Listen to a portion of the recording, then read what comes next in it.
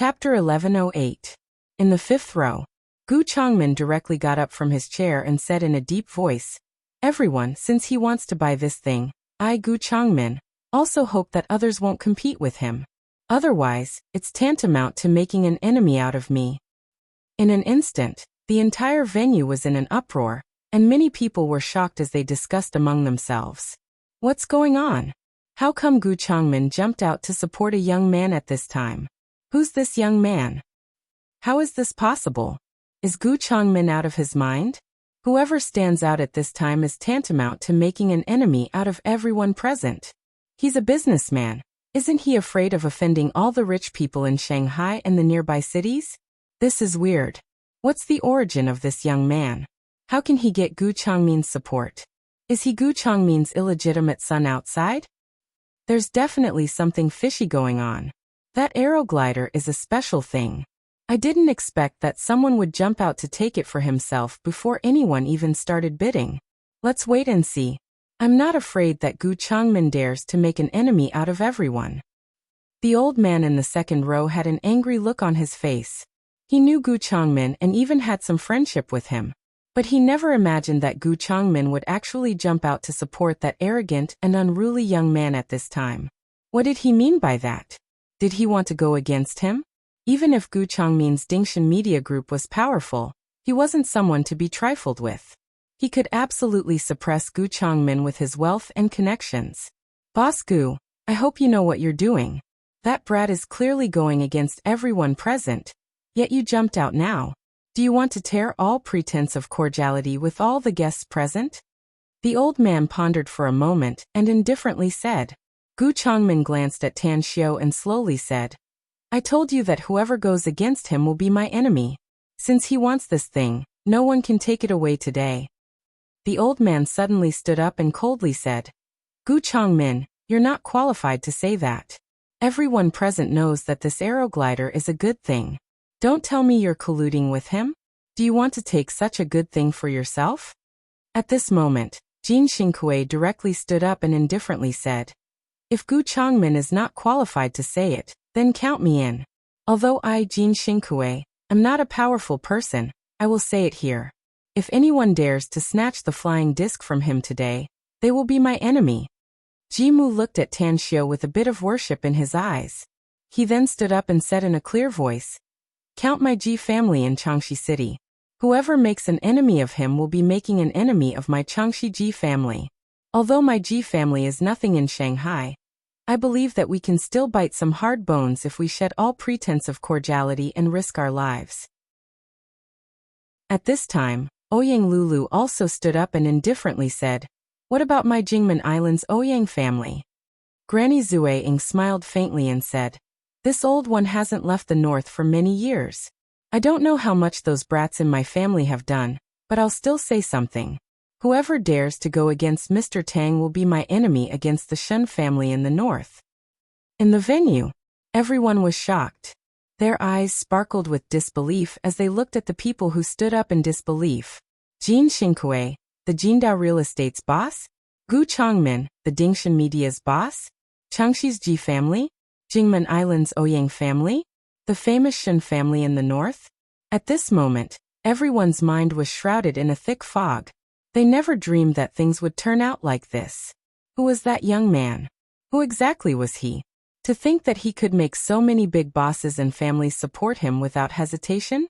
In the second row, the old man's expression turned extremely unsightly and disbelief could be seen in his eyes. He didn't expect such a situation to turn out like this. Suddenly, in the corner of the back row of the venue, a deep and resounding voice sounded. "This brother Tang on the auction stage is a sworn friend of mine," Miao Wentong. "Whoever dares to go against him is the same as going against my Haiqing province's Miao family. If you want to play, then let's fight to the death." 10 seconds later, another voice sounded. "I may not know this little brother on the auction stage, but Miss Ouyang of Jingmen Island's Ouyang family is my sister-in-law. Whoever makes my sister-in-law unhappy will also make my imperial capital's Tang family unhappy." Haiqing province's Miao family? Imperial capitals. Tang family? In a flash, more than 200 guests in the auction venue were shocked by the identity of these two people and felt dizzy. The Haiqing province's Miao family was still alright. Although their family was very powerful, the people present were not particularly afraid of them. But the imperial capital's Tang family was simply a behemoth. Who would dare to provoke them? On the auction stage, Tan Xiu didn't expect that Miao Wentong would also appear here. What surprised him the most was that Tang Wei was also here. He even sat in the last row in a low-key manner with only a beautiful girl accompanying him. Tan Xiu let out a faint smile and said, "I'm very grateful for so many people's support. But today's matter can be solved by me alone. Please take a seat, everyone. I still have something to say." As everyone took their seats, Tan Xiu looked at the backstage and indifferently said, "I don't know who you are, but you should have seen what happened here. I hope you can stand up and answer some of my questions." In an instant, the venue turned deathly silent as everyone looked around, wanting to see who the person in charge of this auction was. Cough, cough. In the 10th row of the venue, an old man in a Chinese tunic suit and reading glasses stood up and said with a faint smile, "Little brother, your surname is Tang? Are you also from the imperial capital's Tang family? Who I am isn't important. What's important is how do I address you?" Tan Xiu said indifferently. The old man slowly left his seat and smilingly walked to the front of Tan Xiu on the auction stage. He carefully observed Tan Xiu a few times before replying with a smile. "My surname is Mei, Mei as in plum blossom. You can call me Old Mei. How I address you is my own business," said Tan Xiu lightly. "You need to answer a few of my questions now. Else you'll be out of luck, and so will the force behind you." The smile on the old man's face receded, and he narrowed his eyes. "What if I don't believe you?" Tan Xiu took out his mobile and dialed a cell number. After his call was picked up, he said in a deep voice, "Something happened, Blue Starfish Mansion. I hope you can send someone to seal this place within half an hour. Also, block all communication signals here as fast as possible." "Understood." Duan Mulin's deep voice came out of the phone. Tan Xiu hung up and looked at the old man whose expression slightly changed. He then shouted in a deep voice, "Come out, Hu Xiaoquan." Hu Xiaoquan had been sitting in the auction venue in a low-key manner among the crowd. Upon hearing Tan Xiu's shout, he knew Tan Xiu's identity and hurriedly got up. He forced a smile and said, "Tang, what's your order?" "Inform the Blue Starfish Mansion's security guards to seal off all the exits of this island for the time being," said Tan Xiu in a deep voice. "I'll give you the authority to kill anyone who dares to break through and leave." Hu Xiaoquan's expression changed and he hesitated. "That's not a good idea, is it? They are all. I don't give a damn who they are," said Tan Xiu in a deep voice. "Do as I say immediately if you don't want to be convicted of treason." "Treason, treason?" Hu Xiaoquan shuddered. He didn't doubt Tan Xiu's ability. After all, he had the backing of the entire Tang family, and no one could predict what the Tang family could do. Immediately, he quickly grabbed his mobile, dialed a cell number and shouted in a deep voice, "Inform all the security guards to seal off the entire Blue Starfish Mansion. Block every exit on the island and don't let anyone leave. If anyone dares to break through, kill them." At this moment, everyone was shocked. The word treason from Tan Xiu made them shudder with fear, realizing that Tan Xiu's identity was probably very terrifying. Otherwise, the Blue Starfish Mansion's boss wouldn't be so afraid of him. Who was he? Who the hell was he? The old man in the second row suddenly got up and shouted, "Young man surnamed Tang, you've gone too far this time. If you could reveal your identity to us, we might be able to consider this matter. However, you actually threatened us and even restricted our freedom. This is a serious crime. It's not up to you to say whether it's a felony or not," sneered Tan Xiu. "But I have the final say." With that said, Tan Xiu took out the green book from his interspatial ring and showed it to the cold and indifferent Elder Mei in front of him. Then he said in a deep voice, "Answer my first question. Who commissioned you to auction this aeroglider in this auction?" Elder Mei's pupils shrunk and a bitter expression appeared on the corner of his mouth. He shook his head and said, "The other party asked us to keep his identity a secret, so we didn't investigate him. But he's a young man in his late 20s. He has dark skin and a soldier's aura. A soldier's aura? Upon hearing this, Tan Xiu immediately realized where the problem was. After taking a deep breath, Tan Xiu asked again, "Who are the people who have touched this arrow glider? Please bring all of them here for me. Can you do it?" "I'll arrange it right away," said Elder May with a forced smile. A few minutes later, more than 200 guests in the auction venue finally realized the seriousness of this matter. Many of them took out their mobile phones and were ready to make a call to pass the news and find a way to protect themselves. What happened today was too strange, so they had no choice but to face it seriously. "What's going on? Why can't I get through the phone? No signal? He just said that he ordered someone to block the signal here. Did it really get blocked? Who the hell is he? Who has the ability to make the communication department block the signal here with just a phone call? Damn. Are we going to be trapped here forever?" Chapter 1109. The roar of the helicopter came rolling from the sky. Everyone who was trapped in the auction venue had a lingering fear on their faces. It didn't take long for the auction venue's door to be kicked open as a large number of soldiers in military uniforms rushed in. What's going on? More than 200 participants of the auction did not expect that someone from the military would come. For a moment, they looked at Tang Xiu with eyes full of alarm and fear. That included the old man in the second row. His face was pale, and his eyes were filled with shock. Bang, bang, bang. Amid the orderly footsteps, Zhu Long came in with 2 experts from the Special Abilities Bureau. Under everyone's watchful eyes, he came to the auction stage. After saluting, he said in a deep voice, "Reporting to Chief, Zhu Long is here to report. The chief is on the way here, and will take about 40 minutes to get here." Tan Xiu nodded and said, "Seal off the entire island. Monitor everything in the sky, underground and underwater. Don't let even a fly escape." "Understood," Zhu Long replied and immediately rushed outside with his men. After a while, Old May came in with 5 or 6 strong men. He shook his head and forced a smile. "I can't find him.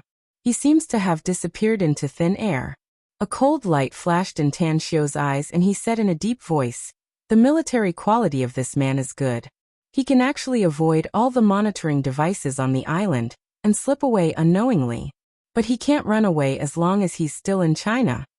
At the venue's seats, Ouyang Lulu stared at Tang Xiu in a daze. A glint flashed in her eyes. She never imagined that Tang Xiu would turn out to be someone from the State's Department. She had heard that Tan Xiu had done some things for the country before. But now, it seemed that her understanding of Tan Xiu was far from enough. However, his current appearance was really handsome. At the seat, apart from Grandma Zueying, only Miao Wentong knew that Tan Xiu had a national identity. Tang Wei, who had long known about Tan Xiu's identity but didn't expose Tan Xiu's identity, didn't expect that Tan Xiu was actually someone from the State Department.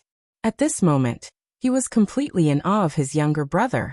Time flew by. When Duan Mulin hurried over with a group of experts from the Special Abilities Bureau, the puzzled look on his face deepened when he saw the scene in the auction hall. He had always trusted Tan Xiu and believed that no matter what he did, he always had a sense of propriety. But the scene in front of him didn't seem like something big had happened. Tang. Duan Mulin arrived in front of Tan Xiu. Just as he opened his mouth, he was stopped by Tan Xiu. After a while, when they came to the corner of the auction venue, Tan Xiu spoke in a deep voice, "Senior Duanmu, I need you to give me an explanation." Duan Mulin forced a smile and said, "How did you end up like this? You still want to explain?" "What do you want me to explain to you?" Tan Xiu opened the yellow silk cloth covering the tray. When the arrow glider appeared in front of Duan Mulin, he suddenly stared blankly and realized something in a flash. How could this thing be here? Duan Mulin lowered his voice and hurriedly asked, "I came here to participate in the auction, but I didn't expect to see a arrow glider being auctioned here," said Tan Xiu. "I've called Kong Xia and she told me that there's no problem in the factory, and that the security team is all our people. Also, I talked to the auction organizer, and they said that the person who sent this arrow glider has a military aura." Duan Mulin's pupils shrunk and he instantly shouted, "I'll definitely give you an explanation about this matter. Who's in charge of this auction?" "It's me." With a forced smile on his face, Old Mei slowly walked over from a distance and said, Duanmu, I didn't expect that we would meet on such an occasion. It seems that it's very easy for you to make a living in the country. Duanmu Lin's mind was on Tan Xiu just now, so he didn't notice his old friend for a while. After seeing Old Mei, he furrowed his brows and asked, Old Mei, are you the one who organized this auction? That's right. Old Mei nodded. The kids at home are tossing and turning, so I came here to join in the fun since I had nothing to do. I didn't expect that I would get into trouble. Duanmu Lin glanced around and immediately lowered his voice. Old Mei, we used to be old comrades in arms, so we know each other very well. Now tell me, where did you get this thing from? I've already told this little brother Tang everything, said Elder Mei. It's really sent by someone. He has a military aura on him, and it's the aura of someone who has experienced a real war. I originally thought that he was a retired soldier, but I didn't expect that this matter might involve some secrets. Duanmu Lin was silent for a while, and then slowly said, Can you tell me what he looks like? Or do you have his photos or surveillance videos? We do, answered Old Mei. No need to look for it. Tan Xiu shook his head and said, The boss here has just personally checked all the surveillance videos. All of them have been destroyed and the security guards in the monitoring room have been tied up, and have been in a coma ever since. They haven't woken up until now. This is a very important matter, Tan Xiu, said Duanmu Lin. Leave this matter to me. I'll definitely get to the bottom of this matter, said Duanmu Lin. 3 days. I must get the news within 3 days. Tan Xiu nodded and said, After all, this is related to our cooperation. It's the magnificent Tang Corporation's responsibility to prevent the aeroglider from flowing to the outside world. I know what to do. Don't worry, said Duanmu Lin with a solemn expression. More than 10 kilometers away. Inside a coastal building, Li Yuchuan put down the binoculars in his hand with a bitter expression on his dark face. He knew that he had caused a terrible disaster this time, but he didn't regret it. His heart was full of annoyance and unwillingness. The aeroglider he had spent a lot of effort to steal was not auctioned, and instead his identity was exposed.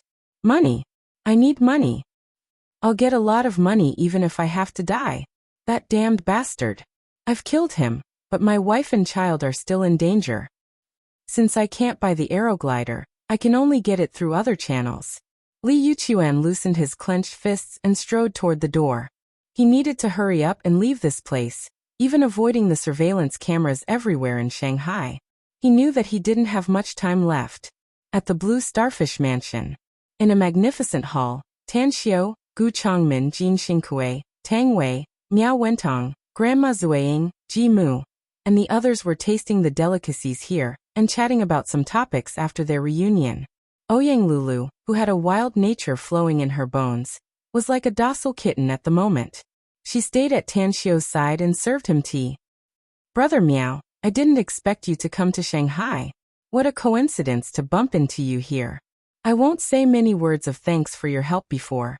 Come, let's drink, said Tan Xiu with a smile. Miao Wentong raised his glass and downed the wine with Tan Xiu. Then he smilingly said, I didn't expect to bump into a busy man like you here. I came to Shanghai this time to prepare a project and look for partners. What project? Tan Xiu was surprised. Miao Wentong smiled and said, Car sales. Miao Wentong smilingly said, Our Miao Group's heavy industry factory produces a lot of cars.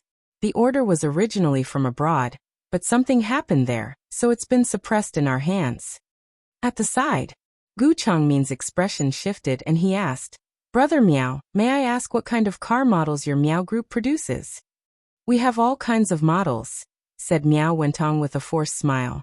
Gu Changmin squinted his eyes and looked at Tan Xiu, asking, Brother Tang, do you have spare money in your hands? Why do you ask that, Brother Gu? Tan Xiu curiously asked. To tell you the truth, I'm also preparing a big project recently. I want to cooperate with you if you're interested, said Gu Changmin.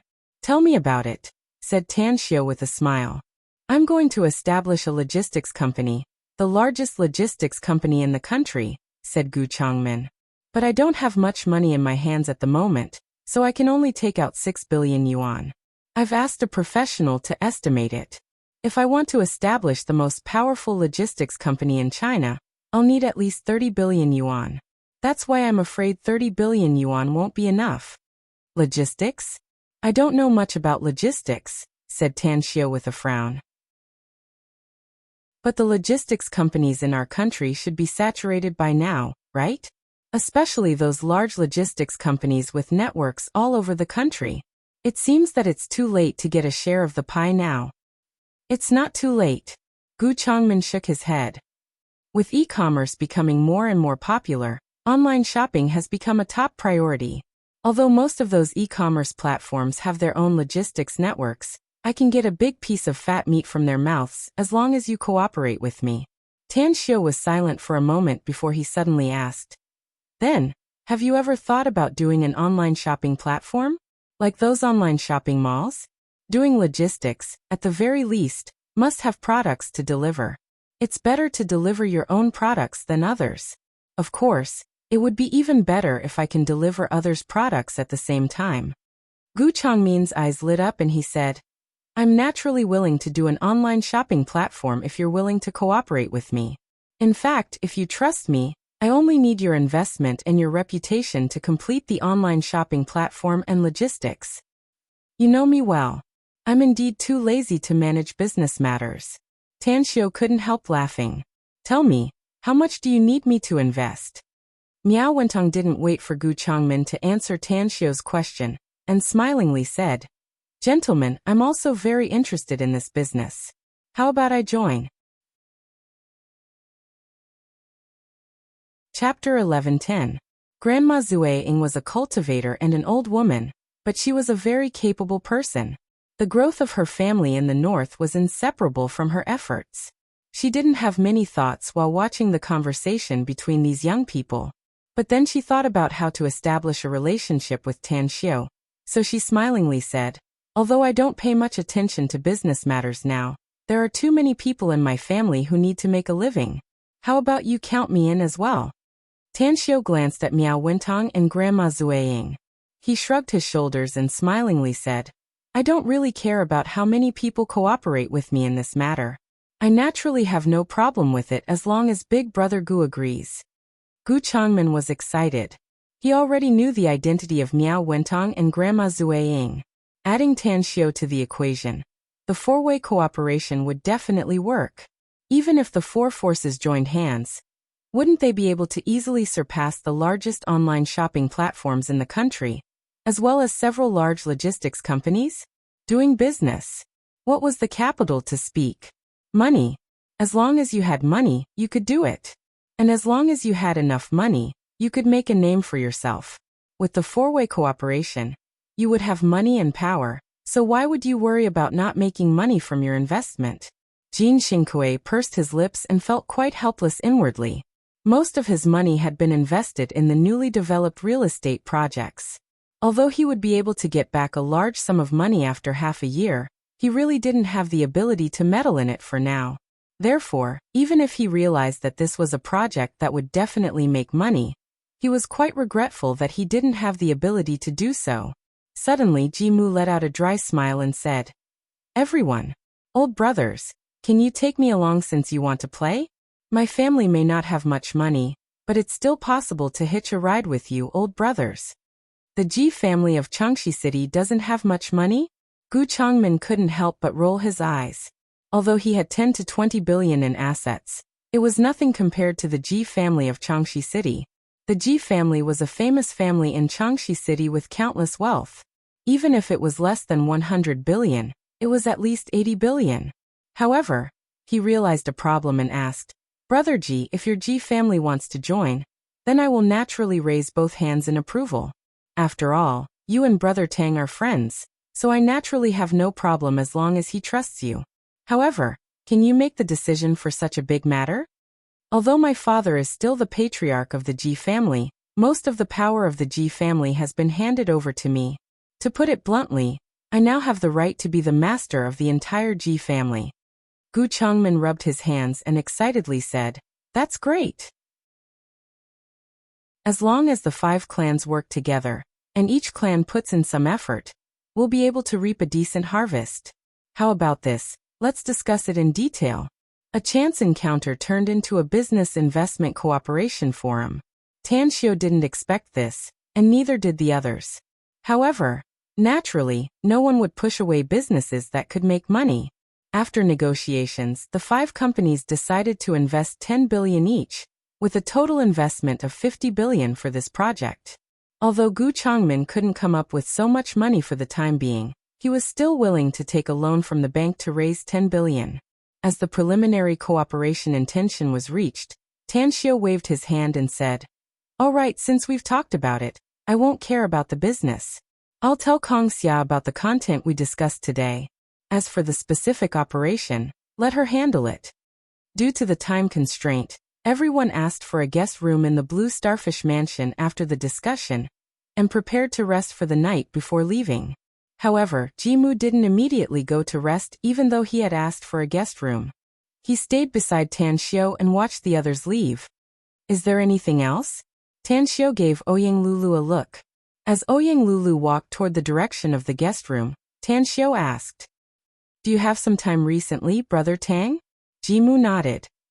"I'm going to marry my girlfriend, and I hope you can attend it when the time comes. Your wedding date has been delayed until now." Tanxio was surprised. "It wasn't supposed to be delayed until now," said Jimu with a forced smile. "But something happened to the child, so it's been delayed." "What happened?" Tanxio's expression moved and asked. Jimu shook his head without a word and helplessly said, "Forget it. The child is gone anyway. I've been accompanying her recently, and her mood has improved a lot. Brother Tang, you haven't told me if you have some time recently. What date are you going to hold it?" asked Tanxio. "The first day of next month," answered Jimu. Tanxio calculated the time and said, "There are still more than 10 days before the first day of next month, and I don't know if I have anything to do after that. But if there's nothing important, I'll definitely go to Changxi myself. If I have something to do, I'll send someone to deliver the gift. Please don't mind it if that happens." A smile immediately appeared on Jimu's face upon hearing it. He nodded and said, "I understand. I won't mind it." Shortly after, Jimu returned to his room. Tanxio took out a half-pack of cigarettes from his interspatial ring and lit one up. He didn't hurry to go back to his room to rest, but stood in the corridor and looked at the building where the auction venue was located. The building was still brightly lit, and there was no news coming. As a matter of fact, Tanxio felt relieved after figuring out that it was the problem with the military. He didn't need to give Duan Mulin an explanation as long as it was not the magnificent Tang Corporation. Not only did the aeroglider not affect him, but it also brought him some benefits instead. At the very least, the aeroglider manufactured by the magnificent Tang Corporation had been known by some wealthy businessmen and celebrities. When this product was sold to the public, some of them would jump out to support it. "Aren't you going to rest?" Half an hour later, Ouyang Lulu came out of her room and came to Tanxio's side and asked softly, "No need to rush." Tanxio shook his head and smilingly said, "There's no news from the auction venue, so I can't be 100% assured." "As a matter of fact, you don't need to worry about anything as long as it's not the magnificent Tang Corporation," said Ouyang Lulu. "On the contrary, Duan Mulin will have to give you an explanation if there's a problem with the military." "I know you're smart, but I didn't expect you to be able to see through this matter." Tanxio smiled. "I hope Duan Mulin can figure out the truth of the matter as soon as possible, else I won't feel at ease. If you're still worried, why don't you go there and see the situation?" Ouyang Lulu chuckled. "I understand what you mean." Tanxio shook his head. "Duan Mulin won't put the shit on our heads if there's a problem with the military." Just as Ouyang Lulu was about to speak, her expression suddenly shifted. She looked at a group of people coming from the distance, and her eyes finally landed on Duan Mulin. "It seems there's a result."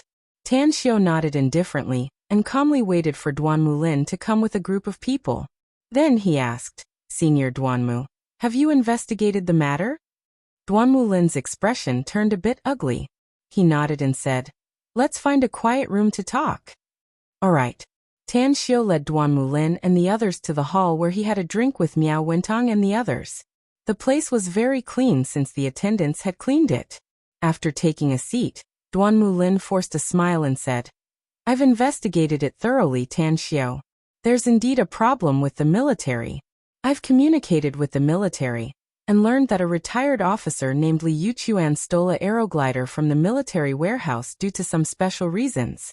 I checked the serial number and found that it's the aeroglider that appeared in this auction." "May I know what the special reason is?" asked Tan Xiao. "It's hard for me to talk about the open and covert struggles in the army," said Duan Mulin with a forced smile. "Forget it. You don't need to ask about it. I've already issued a nationwide warrant to arrest Li Yuchuan. The intelligence network of the intelligence department has also been fully activated. We'll definitely catch him in the shortest time possible." Tan Xiao nodded and said, "This incident also gave me a wake-up call. It seems that the security of the magnificent Tang Corporation needs to be further strengthened." "Senior Duanmu, I happen to be free recently, so I'll set up a security company. What do you think?" "A security company?" Duan Mulin felt a bit helpless inwardly. Tan Xiao's power was already big enough, and it would be like adding wings to a tiger if he were to set up a security company. Many things that were inconvenient for cultivators could be handed over to the security company. Should he disagree? He found that he really didn't dare to disagree. After all, the other party's point of entry was very precise. If he didn't agree and the flying discs produced by the magnificent Tang Corporation were to leak out later, it would have nothing to do with Tang Xiao at that time. Tang Xiao wouldn't have to bear any responsibility after the accident happened if he didn't agree to set up a security company. "Do whatever you want, Tan Xiao. I'll inform them about the procedures needed to set up the security company," said Duan Mulin with a nod. "Thank you, Senior Duanmu." Tan Xiao smiled and said, "Don't hesitate to call me if you need me to do anything in the future. I'm duty-bound for the peace and stability of Wuxia." Duan Mulin got up and said, "I'll be able to sleep soundly after hearing your words. Anyways, I won't disturb your rest anymore. This matter will come to an end after we catch that Li Yuchuan." Tan Xiao also got up and asked, "I have one last question, Senior Duanmu." "What is it?" asked Duan Mulin. "How did you deal with those wealthy businessmen and celebrities who participated in the auction?" asked Tan Xiao. "What else can I do?" Duan Mulin forced a wry smile. "They just participated in the auction and didn't violate any laws. I can't act recklessly even if I have the Shangfang sword. They have all signed confidentiality agreements, and I'll send some people to keep an eye on them. Anyone who dares to disclose anything about the aeroglider will be charged with treason and sentenced to death." Chapter 11:11. Magic City. Outside a high-end shop in the most prosperous neighborhood of the Redwood District, Li Yuchuan, dressed in a black leather coat, raised his hand to press down on the brim of his cap. His eyes were fixed on the shop's plaque. The golden characters were particularly dazzling under the reflection of the distant lights. God's Nectar number 00006. God's Nectar. The best wine produced by the magnificent Tang Corporation was absolutely the king of wines, and no other wine in history could compare with it. But the price of God's Nectar was also very expensive, with the price of a bottle starting from 5 digits. Li Yuchuan had drunk God's Nectar before. It was his old chief who got 2 bottles through some unknown channels. As for him and his team members, because they had completed an outstanding mission, they were rewarded. The 7 of them drank a bottle together. From that moment on, he dreamed of drinking God's Nectar again. The situation of the auction made him very clear that it was impossible for him to get auction funds from the auction organizer. He was in urgent need of money, so after thinking it over and over again, he made a serious judgment and finally set his eyes on the God's Nectar exclusive store. Before he gave the aeroglider to the auction house, he had actually left a way out for himself, which was to ransack the God's Nectar exclusive store. It would be best if he could get the money. But if he couldn't get the money, he could directly get a batch of God's Nectar and leave. As long as he had God's Nectar in his hands, he believed that countless rich people who loved wine would scramble to buy it. A few minutes later, Li Yuchuan quietly came to the back of the shop. After observing the alley for a while, His vigorous figure instantly sprinted and quickly appeared at the window on the second floor. A sharp blade appeared in his hand, and he easily opened the window lock that was locked from the inside. The batch of God's nectar that arrived yesterday is definitely not sold out. Generally, this kind of shop will reserve the next batch of wine in case of special circumstances. As for the cash truck that came this afternoon, it shouldn't have taken away all the money in the shop. 2 million.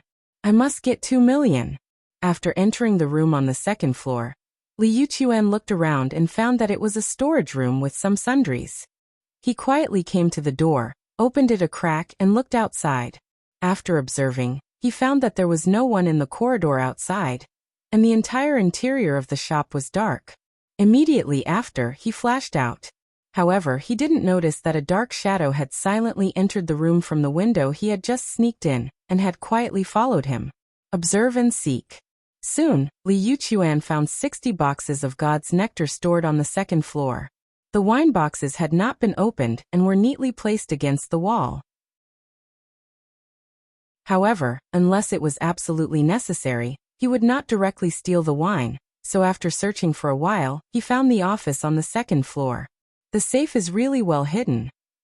Li Yuchuan found the safe behind the painting hanging on the wall behind a row of bookshelves. He was definitely an expert in opening safes. After he inserted a bent iron wire into the safe, the first lock was quickly opened.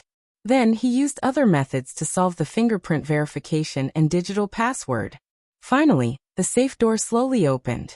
This money. Li Yuchuan took a few glances and found that the cash in the safe was about 300,000 yuan, which was 1.7 million yuan short of the 2 million he needed. Alas, it seems that I can only steal some God's nectar.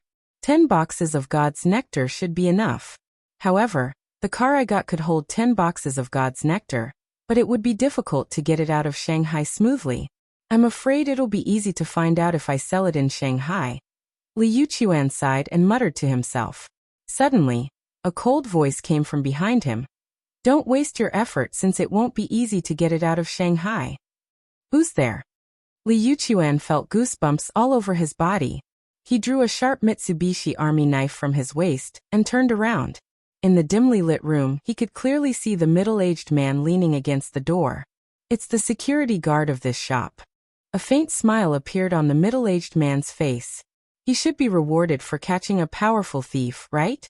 He wasn't like the Tang sect's inner court disciples who could easily buy medicinal pills from the sect.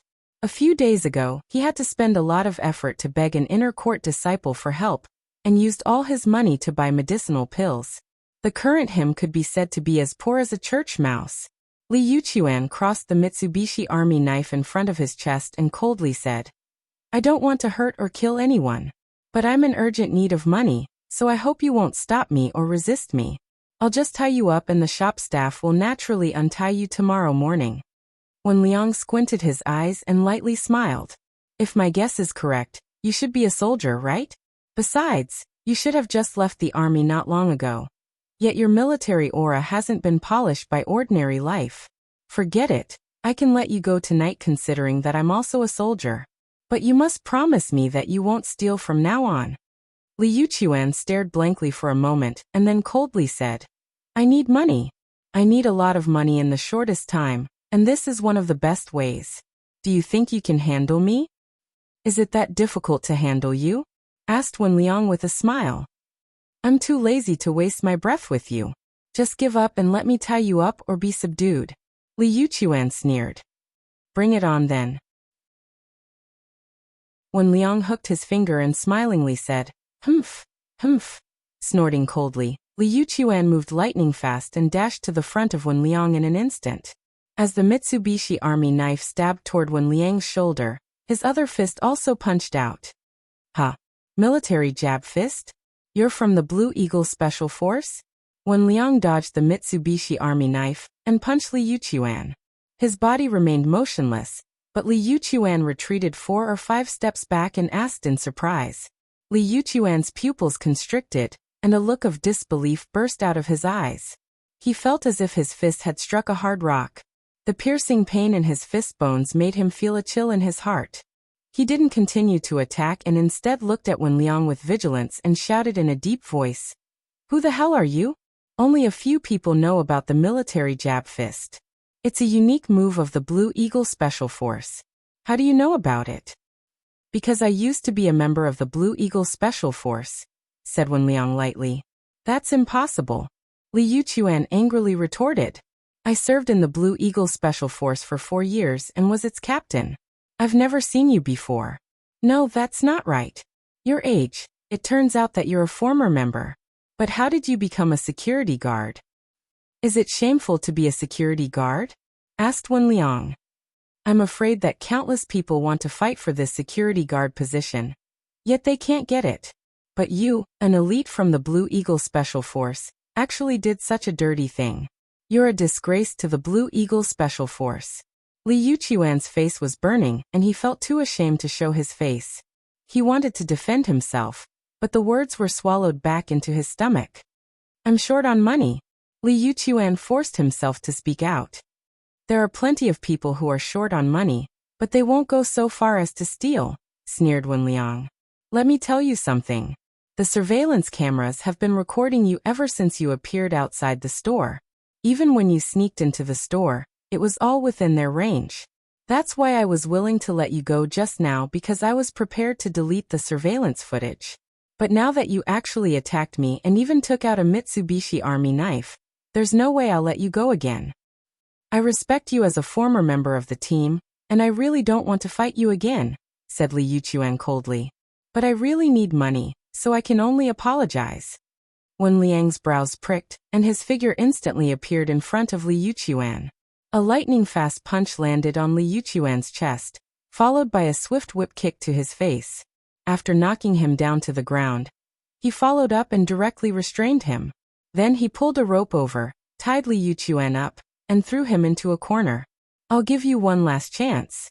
Tell me why you came here to steal. Don't use the lack of money as an excuse. Even if you want to explain, you must tell me why you're short on money. Li Yuchuan was scared stiff at the moment. He was very confident in his own strength, especially in fighting. He had won the championship of the entire military competition, and was definitely the king of fighting in the hearts of countless people. Yet, he didn't even have the strength to fight back against this middle-aged man in front of him, and was subdued. How was this possible? Could it be? The former members of the Blue Eagle Special Combat Squad all had such terrifying fighting prowess? Li Yuchuan was silent for a few minutes before he gritted his teeth and spoke with an unwilling expression. I need money to save my wife and child. Save your wife and child? Sneered Wen Liang. You need 2 million? Li Yuchuan was aghast. You've been following me since the moment I came in? That's right. Wen Liang nodded. I really can't believe that the Blue Eagle Special Combat Squad will let you go given your strength, Li Yuchuan said with a respectful expression. That's right. I really need 2 million because I don't have much time left. As long as I get 2 million and give it to that bastard, he'll release my wife and child. Who's that bastard? Asked Wen Liang with a frown. Chang Zhao, Chang Guoxin's nephew, answered Li Yuchuan. A glint flashed in Wen Liang's eyes and he slowly said, Chang Guoxin. He used to be a senior colonel, so he should have general stars on his shoulders now, right? His nephew shouldn't be a member of the military. But I'm very curious why his nephew wants to capture your wife and child, and even want you to pay 2 million to ransom them. I'm just a victim in the factional struggle, said Li Yuchuan coldly. Wen Liang nodded and took out his mobile phone to dial a number. After the call was connected, he said, Captain, there's a special situation at God's Nectar Store 00006. I need you to come here. Chapter 11-12. Firmly tied up, Li Yuchuan naturally heard what Wen Liang said on the phone. If he was shocked by Wen Liang's strength just now, then the word captain coming out of Wen Liang's mouth at this moment was enough to set off a storm in his heart. Who is it? Given this middle-aged man's strength, who else is qualified to be his captain? Li Yuchuan suddenly realized that he seemed to have fallen into a huge whirlpool. And this whirlpool was either a meat grinder or an opportunity for him. After watching Wen Liang hang up the phone, he asked again. Who exactly are you? You're not qualified to know who I am, said Wen Liang with a faint smile. Someone will come to pick you up soon, so I hope you're lucky enough to keep your life. Li Yuchuan took a deep breath and said, I know what kind of ending I'll face next. It's nothing but death. But before I die, can I ask you for a favor? I know what you want to ask of me. Wen Liang shook his head indifferently. But I'm sorry. I have my duty, so I can't save your family. Instantly, Li Yuchuan's face turned ashen and intense despair filled his heart. However, he was unwilling to give up. Even if he couldn't kill the bastard who kidnapped his wife and child, he still hoped that his wife and child could be safe and sound. With this unwillingness, he almost begged, We're both members of the Blue Eagle Special Force, so you're also my senior. I know stealing is wrong, but I really have no other way. It's actually very easy for you to get 2 million yuan with your skill. You don't need to come here. Wen Liang shook his head. I just don't get it. Why do you keep emphasizing that you don't have time? Are you afraid that Chang Zhao will kill the hostage? Or that your family will die? Chang Zhao won't kill the hostage anytime soon, said Li Yuchuan with a bitter smile. I'm the one he wants to clean up. The reason why he asked for 2 million yuan is that he wants to destroy me mentally. I just emphasized that I don't have time because I've done something even worse. You killed someone? Asked Wen Liang with a faint smile. It's more serious than killing someone. Li Yuchuan shook his head. Wen Liang revealed a surprised expression and said, Tell me about it. If your answer can surprise me, I can plead with the captain for you. Maybe the captain will be kind enough to let you go. Li Yuchuan's eyes lit up, but they immediately dimmed down. He shook his head and said, I can't tell you. Only death awaits me once I do. Senior, I, Li Yuchuan, rarely ask for help in my life, but I'm begging you. Help me save my wife and child. If there's an afterlife, I, Li Yuchuan, am willing to repay your kindness even if I have to work like an ox or a horse. Wen Liang said, As I said, I have my duty. I absolutely don't have time to help you save people. Of course, when you see the captain later, you can beg him. If he agrees, I can help. Who is your captain? Asked Li Yuchuan hurriedly. Wen Liang shook his head and said, The captain's identity is also not something you can understand.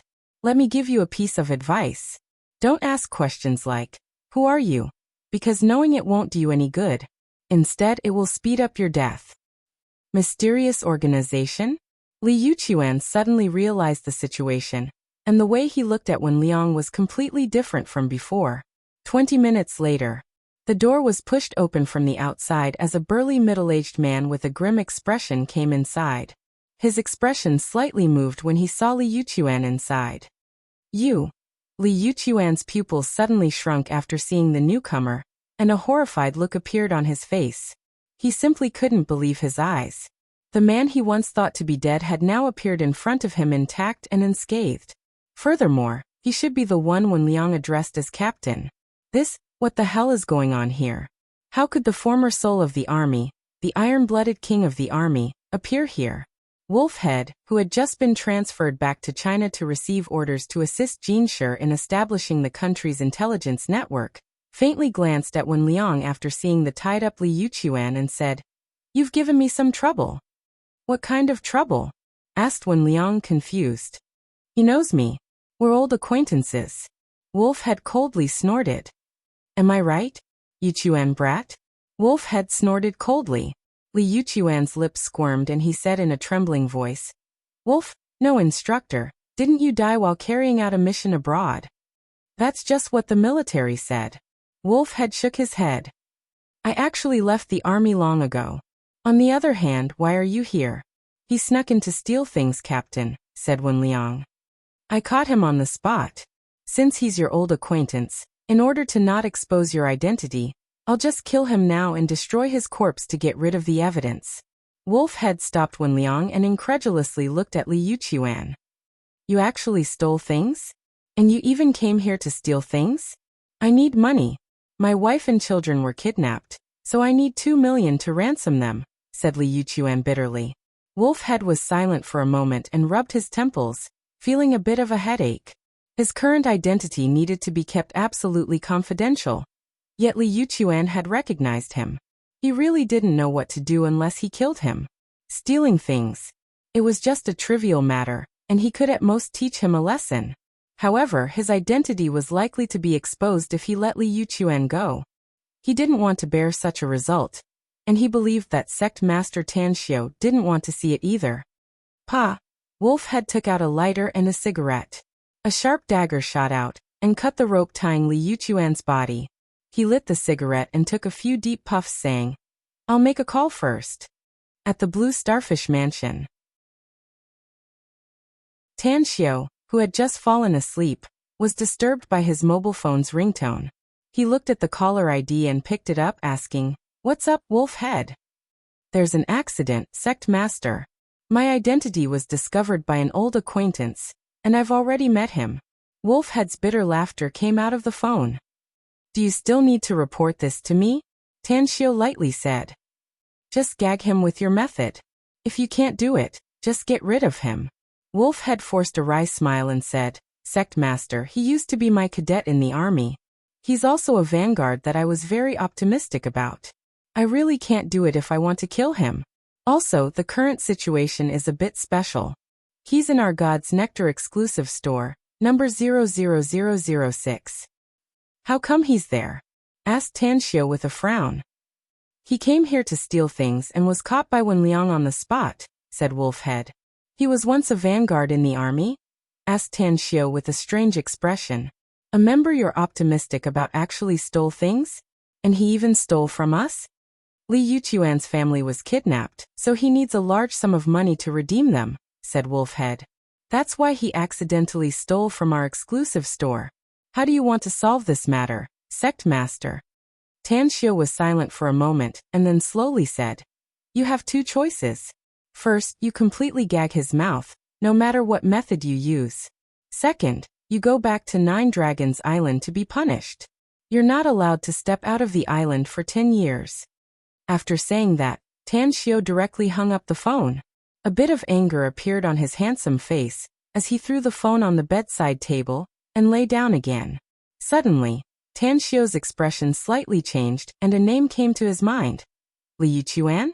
In a flash, Tan Xiu took out his mobile again, dialed Wolfhead's cell number and quickly asked, "What's the name of the man you just caught, Wolfhead?"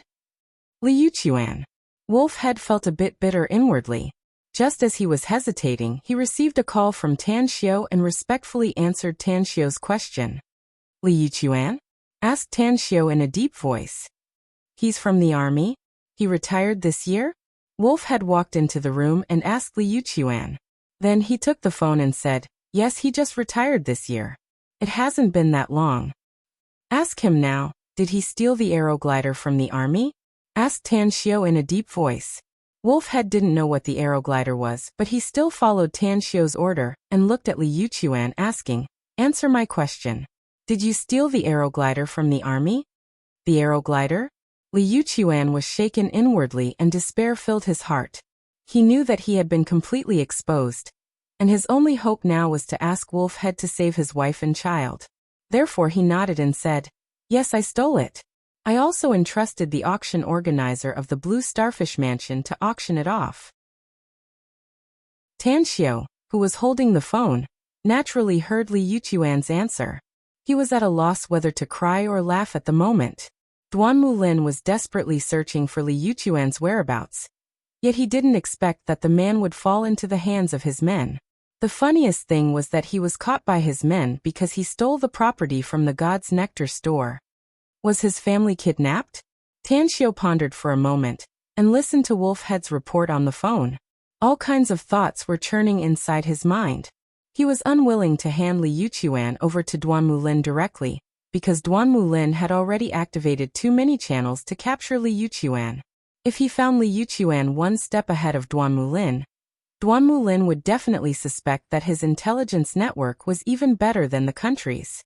Duan Mulin wouldn't do anything to him, even if he was afraid of him since he was strong. But once Duan Mulin realized that he had a terrifying intelligence network, his fear of him would greatly increase. He might even use all his power to investigate his intelligence network, just like how he dealt with the Darkwind organization. He might even make some bad moves. After a long while, Wolfhead, escort Li Yuchuan to the Blue Star Villa complex in secret, ordered Tan Xiu in a deep voice. Keep in mind that China's intelligence network is now searching for his whereabouts. You must do it secretly. Understood. Chapter 11:13. Tan Xiu hung up and looked at Ouyang Lulu, who was staring at him with wide eyes. He forced a wry smile and said, "You've heard the conversation just now. I have to get away and take care of this myself. Lulu, you stay here. I'll go to the Paradise Manor to find you after I'm done with this matter." "Why didn't you give Li Yuchuan to Duan Mulin?" asked Ouyang Lulu curiously. Tan Xiu explained his concerns to Ouyang Lulu. He looked at her expression and finally said, "The most important thing now is to make Li Yuchuan shut his mouth. Whether it's me or Duan Mulin, this is the reason why we're looking for him. I must go there myself to feel relieved." Realizing the seriousness of this matter, Ouyang Lulu said, "I'll go with you. Otherwise, if you suddenly leave and leave me here, it will arouse Duan Mulin's curiosity." "All right, but you can't go back to the Blue Star Villa complex with me." Tan Xiu thought for a while and said, "I don't want you to get involved in this matter. You can go back to the Blue Star Villa complex directly after we leave this place," said Ouyang Lulu with a smile. "I'll go back to the Paradise Manor and wait for you there." Tan Xiu felt a bit sorry for Ouyang Lulu since he didn't know whether Mu Weining would return to the Blue Star Villa complex to rest at night or not. If she was there and he rashly took Ouyang Lulu back, it would be a headache for him. Number 00006 God's Nectar Exclusive Store. After Wolf had hung up the phone, he looked at Li Yuchuan and said, "If my guess is correct, my boss should be able to rescue your wife and child. But you must come with me to see him in person." "Your boss?" Li Yuchuan's mouth twitched a few times and the shock inwardly became more intense. Never did he expect that someone would be able to take Wolfhead for his own use given his personality and strength. Moreover, Wolfhead's appearance showed that he was very respectful toward his boss. He wanted to ask Wolfhead who this boss was, but he recalled Wen Liang's warning to him before. He could only suppress his strong curiosity and nodded. "As long as I can save my wife and child, I'm willing to do it even if you directly kill me afterward." Wolfhead patted his shoulder and said, "You're a man, and I can see that you have difficulties. Let's go. When the time comes, tell my boss everything about you. He is a reasonable person and will make arrangements." At 1 a.m., when Tang Xiu returned to Blue Star Villa complex, he saw Wolfhead and Li Yuchuan inside the conference room. His eyes lingered on Li Yuchuan a few times before he lightly said, "You're Li Yuchuan, right? You're the one who stole the flying disc from the army?" "The one who stole the flying disc from the army? Anyhow, I'm very curious about where you got the courage from." "Boss," Xiu said, I and you, Feng I flying. How did you manage to steal it?" "I used to be a member of the Blue Eagle Special Force, and I was even its captain," said Li Yuchuan. "Because of the power struggle between the higher-ups, I was framed and became a victim. My superior's enemy had won the game, so he instructed his nephew outside to make me suffer miserably. That's why his nephew kidnapped my wife and child, and demanded me to pay $2 million for ransom." Tan Xiu frowned and said, "You can redeem him for $2 million? The probability is only 1%, maybe less than 1%, said Li Yuchuan bitterly. "But I need to know where my wife and child are. If they don't let me go, I'll take them by force. If I were to fight with experts from other countries, I might be a little afraid, but I'm still confident that I can easily take care of those who kidnapped my wife and child." Tan Xiu said, "It's a pity that you won't have the chance, because the National Intelligence Network has been completely spread out. Now they are searching for you all over the world. Once they find you, they will arrest you, and it's very likely that they will kill you on the spot." Li Yuchuan nodded and said, "I understand what you just said, but I have to gamble. It's just that I didn't expect to lose so miserably." Tan Xiu shook his head and said, "Actually, it's not up to you to decide whether you win or lose. I can help you if you can promise me something." Li Yuchuan's eyes lit up. What he was looking forward to the most was a promise, so he resolutely said, "I'll promise you anything as long as you can help me rescue my wife and child, including my life." I won't even frown if you want to kill me. A corpse is useless to me, said Tan Xiao indifferently. I can save your wife and child. I guarantee you that I can rescue them as long as they're still alive. My condition is that once I rescue your wife and child, you must take the initiative to expose your whereabouts and let the country's people find you. You'll walk right into a trap. That's it. Li Yuchuan was dumbfounded. What kind of condition was that? He could directly hand him over to the people who captured him if he wanted to. I haven't finished yet, said Tan Xiao. You must never tell anyone that you've seen me after you walk right into the trap, let alone Wolf Head and the God's Nectar exclusive store. I give you my word, said Li Yuchuan without hesitation. Tan Xiao nodded and said, only death will await you once you walk right into the trap. However, I may be able to save your life if I come forward. I'll follow your instructions, said Li Yuchuan respectfully. Tan Xiao let out a faint smile and stretched out a finger, asking, I'll ask you one last question. You must answer honestly without any concealment. Please ask, replied Li Yuchuan solemnly. Did you tell anyone else about the aeroglider aside from the auction organizer? Asked Tan Xiao. No. Li Yuchuan shook his head.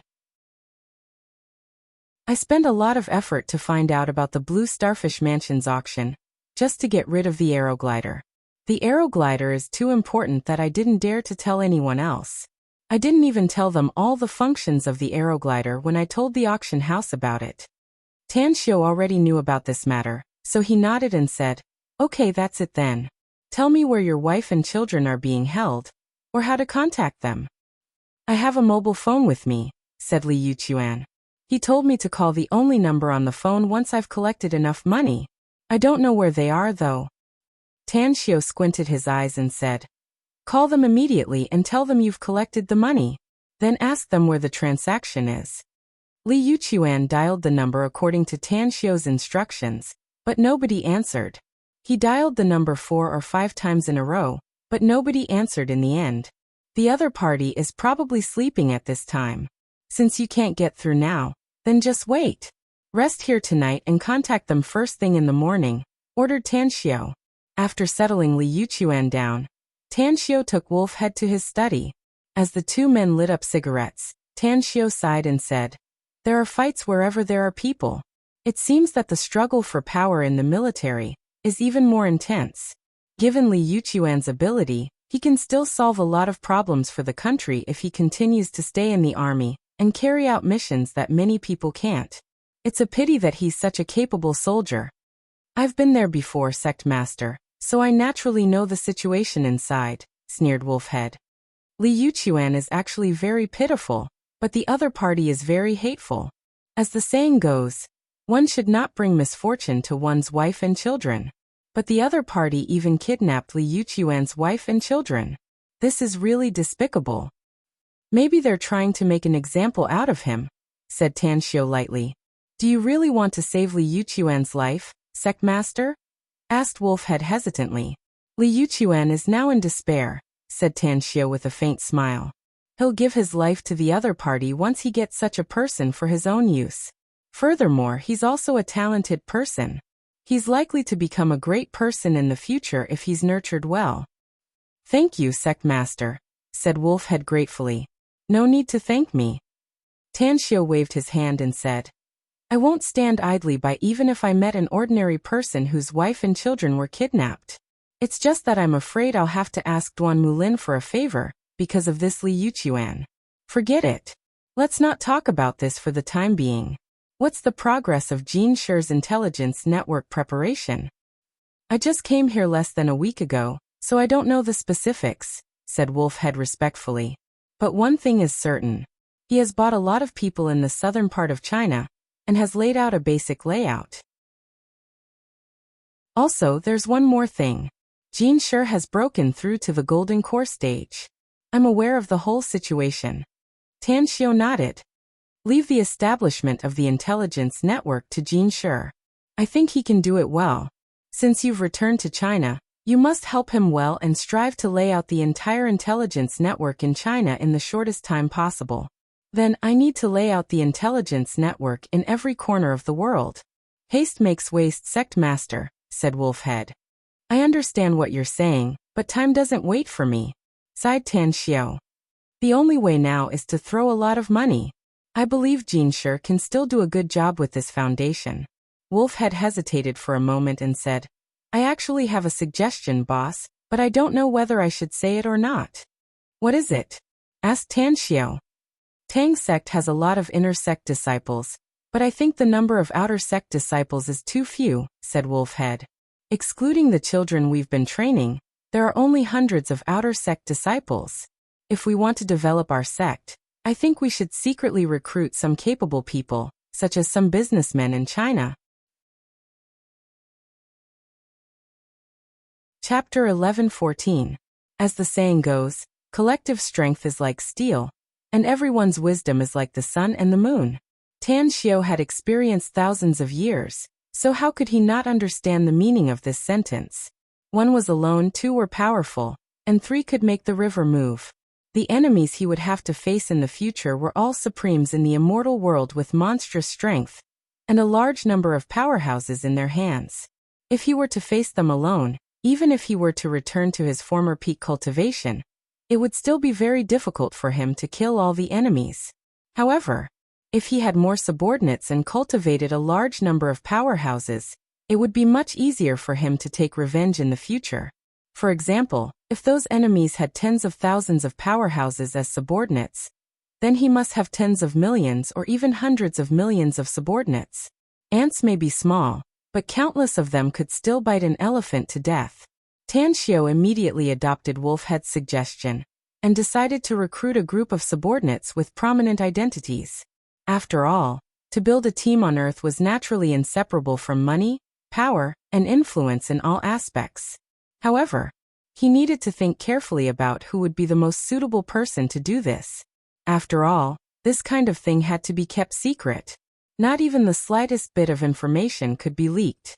Wolfhead looked at Tan Xiao's thoughtful expression and knew that Tan Xiao was considering his suggestion. After hesitating for a while, he said in a low voice, Sect Master, this matter doesn't need to be rushed for a while. If we want to select people with clean and prominent identities, we need the in-depth cooperation of the intelligence network. The intelligence network we've set up is just in its embryonic form, so the top priority is still the intelligence network. Once our intelligence network is completely laid out, it will be the most suitable time to do this.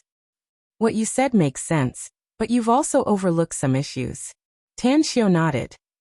Laying out an intelligence network is not only to be built at the bottom of society, but also requires people at all levels from all walks of life, and with distinct identities. Otherwise, ordinary people wouldn't be able to get their hands on some high-level information. Only the rich, famous, and powerful people would be able to get their hands on it. Notify Jinshi to immediately rush to Demonic City. I'll arrange for him to handle this matter. Upon hearing this, Wolfhead respectfully nodded and said, I'll notify him right away. At this moment, Wolfhead thoroughly understood that his way of thinking was too narrow, and there was also a problem with the way he looked at the problem. Where did this information come from? Naturally, it came from the intelligence agents. If they only trained intelligence agents among ordinary people, there were indeed many circles and many levels of intelligence that could not be obtained. In the early morning, an ordinary Buick sedan drove into the Blue Star Villa complex. As the two young men hurried into the villa where Tan Xiao lived, they soon saw Tan Xiao eating breakfast. Boss. The two of them looked at Mu Weining, who was eating with Tan Xiao, and greeted her respectfully. There's no need to hide any information from Weining in the future, said Tan Xiao lightly. Tell me, what's the result of the information I asked you to investigate last night? A young man took out a stack of documents from his briefcase and handed it to Tan Xiao, saying, Chang Guoxin, a major general of the southern military region, the most powerful figure in the Chang family in the imperial capital, and the patriarch of the Chang family. Their backer was the imperial capital's Tang family. This time, it could be said that the Tang family had won the game in the Southern Army. According to reliable sources, Chang Guoxin is likely to advance further in the near future, adding another star on his shoulder. Chang Zhao is Chang Guoxin's nephew. Since Chang Guoxin has no biological son, he raised Chang Zhao as his own. It's a pity that Chang Zhao isn't a soldier material, so he relied on his uncle's relationship and the company established by his father to commit a lot of atrocious things over the years. Because, I'll look at the information myself later, interrupted Tan Xiao. What I want to know is where Li Yuchuan's wife and son are now. At the Lotus Leaf Tea House in the western suburbs, answered the young man. Tan Xiao thought for a while, and shook his head. A rat's droppings spoil a pot of soup. Chang Guoxin was cultivated by the Tang family, so he's one of us. But this nephew of his is not a good person. It seems he needs to be taught a lesson. After waving his hand to order the 2 intelligence agents to leave, Tan Xiao accompanied Mu Weining to finish the rest of the breakfast. Then he wiped the corner of his mouth and smilingly said, I have something to do today, so you can busy yourself. Also, I'll probably be very busy for some time. I'm afraid I'll have to travel all over the country, so I won't have much time to accompany you. I know you're a busy man, said Mu Weining with a chuckle. Don't worry. I can take care of myself so you can be at ease and busy yourself. Tan Xiao got up with a smile and raised his hand to stroke her soft hair. Then he turned around and left. After coming to the living room, he looked at Wolfhead sitting on the sofa and said in a deep voice, Take Li Yuchuan to the Lotus Leaf Tea House in the western suburbs. Tell Jin Shi to meet me there if he comes. Understood. Wolfhead knew that Tan Xiao was about to take action, and immediately ran to another villa outside.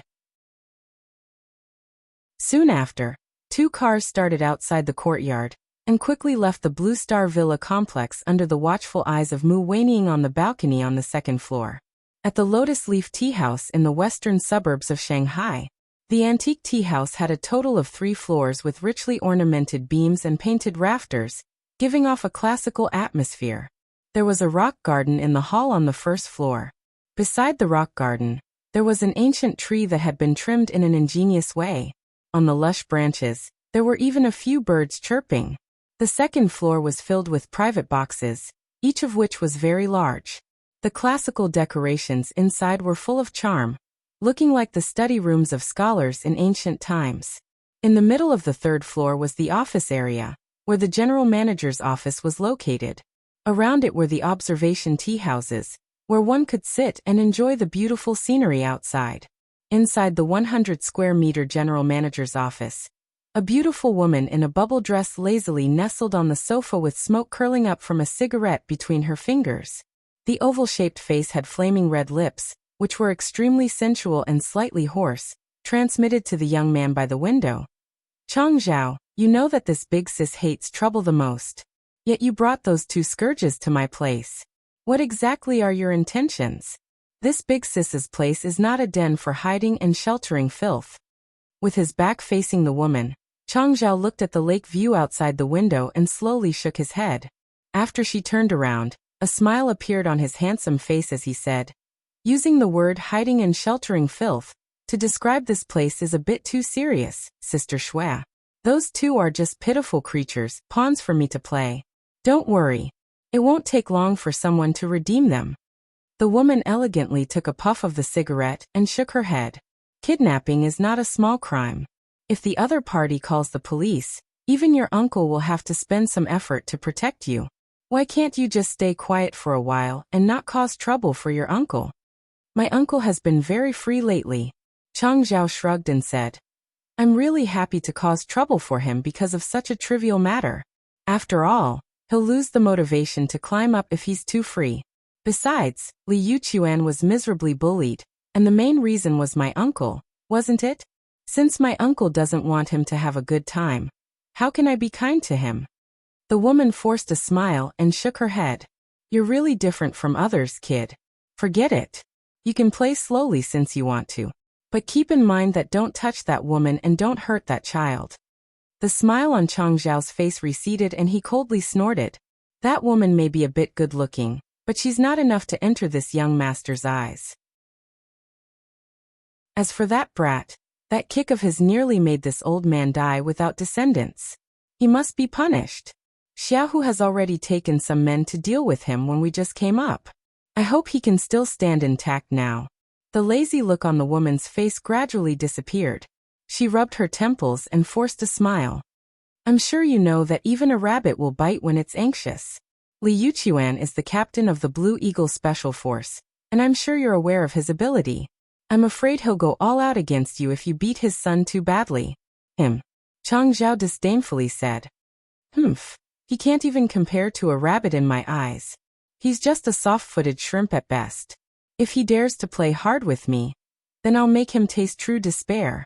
Alas, the woman shook her head and slowly closed her eyes. She really couldn't be bothered with Chang Zhao's trivial matters. In any case, she had already advised him.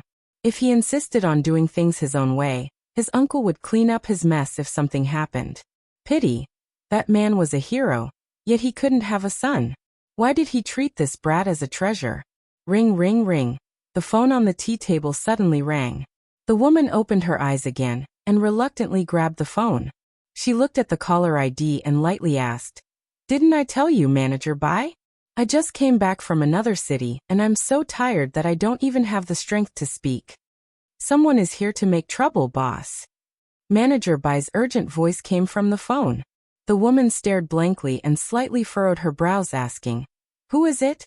Don't we have security guards in the tea house? Can't they solve it? They're very skillful. Our 4 security guards on duty didn't even have the strength to fight back, and were all knocked down by them," said Manager Bai. They've already gone to the 2nd floor, and will probably reach the 3rd floor soon. Do you want to hide first, boss?" "Who are they?" asked the woman in a deep voice. "I don't know." Manager Bai shook his head. "But the young man in the lead looks familiar to me." The woman was silent for a moment and then indifferently said, "Notify the security team and tell them to come here as fast as possible.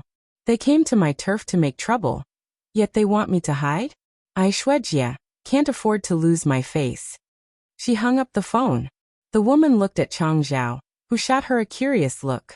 She sat up straight and said, "Call your men here immediately. Someone is here to make trouble and they should be here soon." "Understood."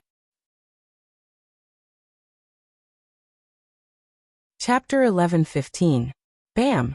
The office's door was kicked open from the outside as Wolfhead and Li Yuchuan strode into the room.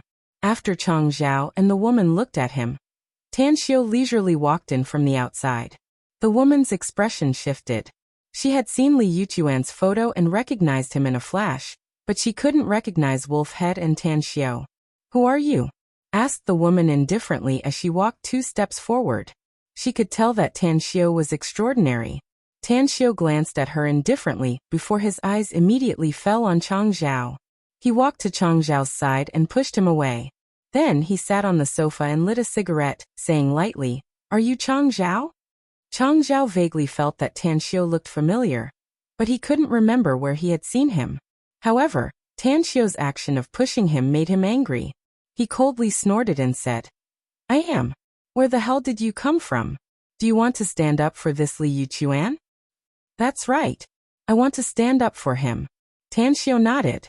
As the saying goes, one shouldn't get into trouble with one's wife and children. It's fine if you want to mess with Li Yuchuan, but threatening him with his wife and children is against the rules. Rules are made by those with strength. Li Yuchuan is just a pitiful worm, a chess piece abandoned by others, sneered Chang Zhao. "I don't care who you are, brat. But don't poke your nose into other people's business today, else your fate will be no better than Li Yuchuan's." "Are you threatening me?" Tan Xiu took a puff of his cigarette and sneered. "I would have killed you now if you didn't have a good uncle. It can be considered as getting rid of any future troubles. Anyways, I don't want to waste my breath with you. Hand over Li Yuchuan's wife and children, and I'll let this matter go. I won't let you off lightly if you dare to do such despicable things again in the future." Chang Zhao squinted his eyes. He could faintly feel that this man was just putting on an act and didn't have any power. Moreover, he seemed to be very afraid of his uncle. With such a thought in mind, Chang Zhao's arrogance suddenly soared. He turned around and walked to the opposite side of Tan Xiu. He also sat on the sofa, crossed his legs and sneered. "Brat, since you know who my uncle is, you should know that I'm not a pushover. If you want to play with me, I'll play with you today. Who do you think you are?" Tan Xiu looked at Chang Zhao as though he was looking at an idiot. He shook his head and said, "I've seen your uncle's information. He's a capable person, but how can his nephew be so idiotic? Chang Zhao's face turned cold and he angrily shouted, "Say that again? Who do you think you are? How dare you criticize my uncle?" Pa! Jin Shi strode forward and fiercely slapped Chang Zhao's face, sending him flying from the sofa to the ground. At this moment, 4 strong men rushed in from outside the door. When they saw Chang Zhao, who was obviously beaten up, their expressions suddenly changed. They rushed to Chang Zhao's side and helped him up from the ground. Chang Zhao covered his cheek, but he didn't give the order to fight back. He knew Li Yuquan's identity as the former captain of the Blue Eagle Special Force. His 4 bodyguards were not his match at all. He knew that he had to be patient and wait for a large number of security guards under Sister Shue's control to arrive. That was when he would retaliate. After touching his cheek, Chang Zhao suddenly grinned and gave a thumbs up to Jin Shi. He then walked back to the sofa opposite Tan Xiao and sat down again. Then he coldly said, "Someone once punched me, so I sent my men to chop off his arms. Someone once kicked me twice, so I sent my men to break his limbs. I'm not threatening you. I'm just telling the truth. You must have something to rely on since you dare to make trouble here. Now I'll give you some time to make a phone call. Use all your means and call all the people you can. I used to be a schemer and unscrupulous person. But this time, I don't want to play that trick anymore. I'll play fair and square with you." Tang Xiu was silent for a moment before he slowly said, "Since you're Chang Guoxin's nephew, I'll give you a good lesson today. When facing an enemy, regardless of whether the other party is a monstrous overlord or an ant in the mud, you must clearly investigate the details of the other party. You must never take them lightly. Know the enemy and know yourself, and you'll be invincible in every battle. Underestimating the enemy will likely cause you to fail miserably." "I don't need you to preach to me," sneered Chang Zhao.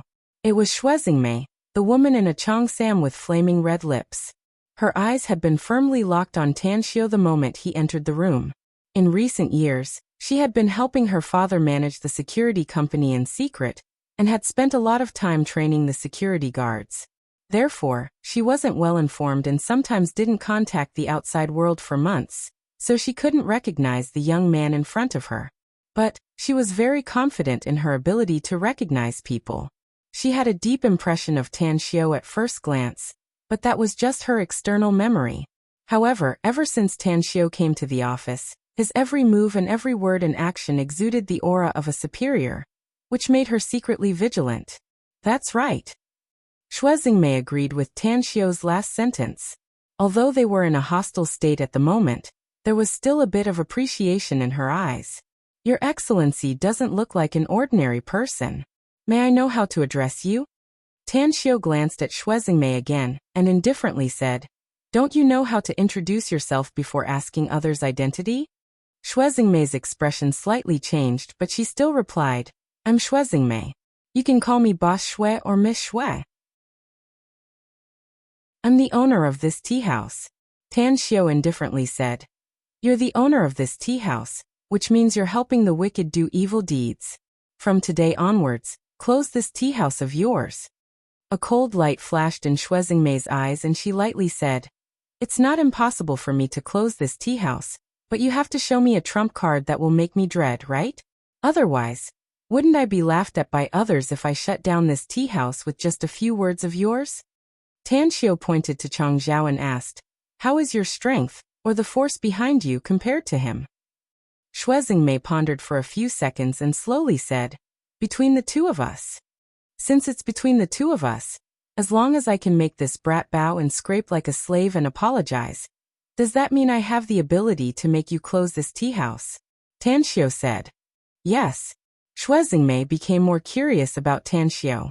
She really wanted to see what kind of ability Tan Xiu had to make Chang Zhao bow and scrape to him. Tan Xiu took out his mobile. He found Chang Guoxin's private phone number from the information and dialed it.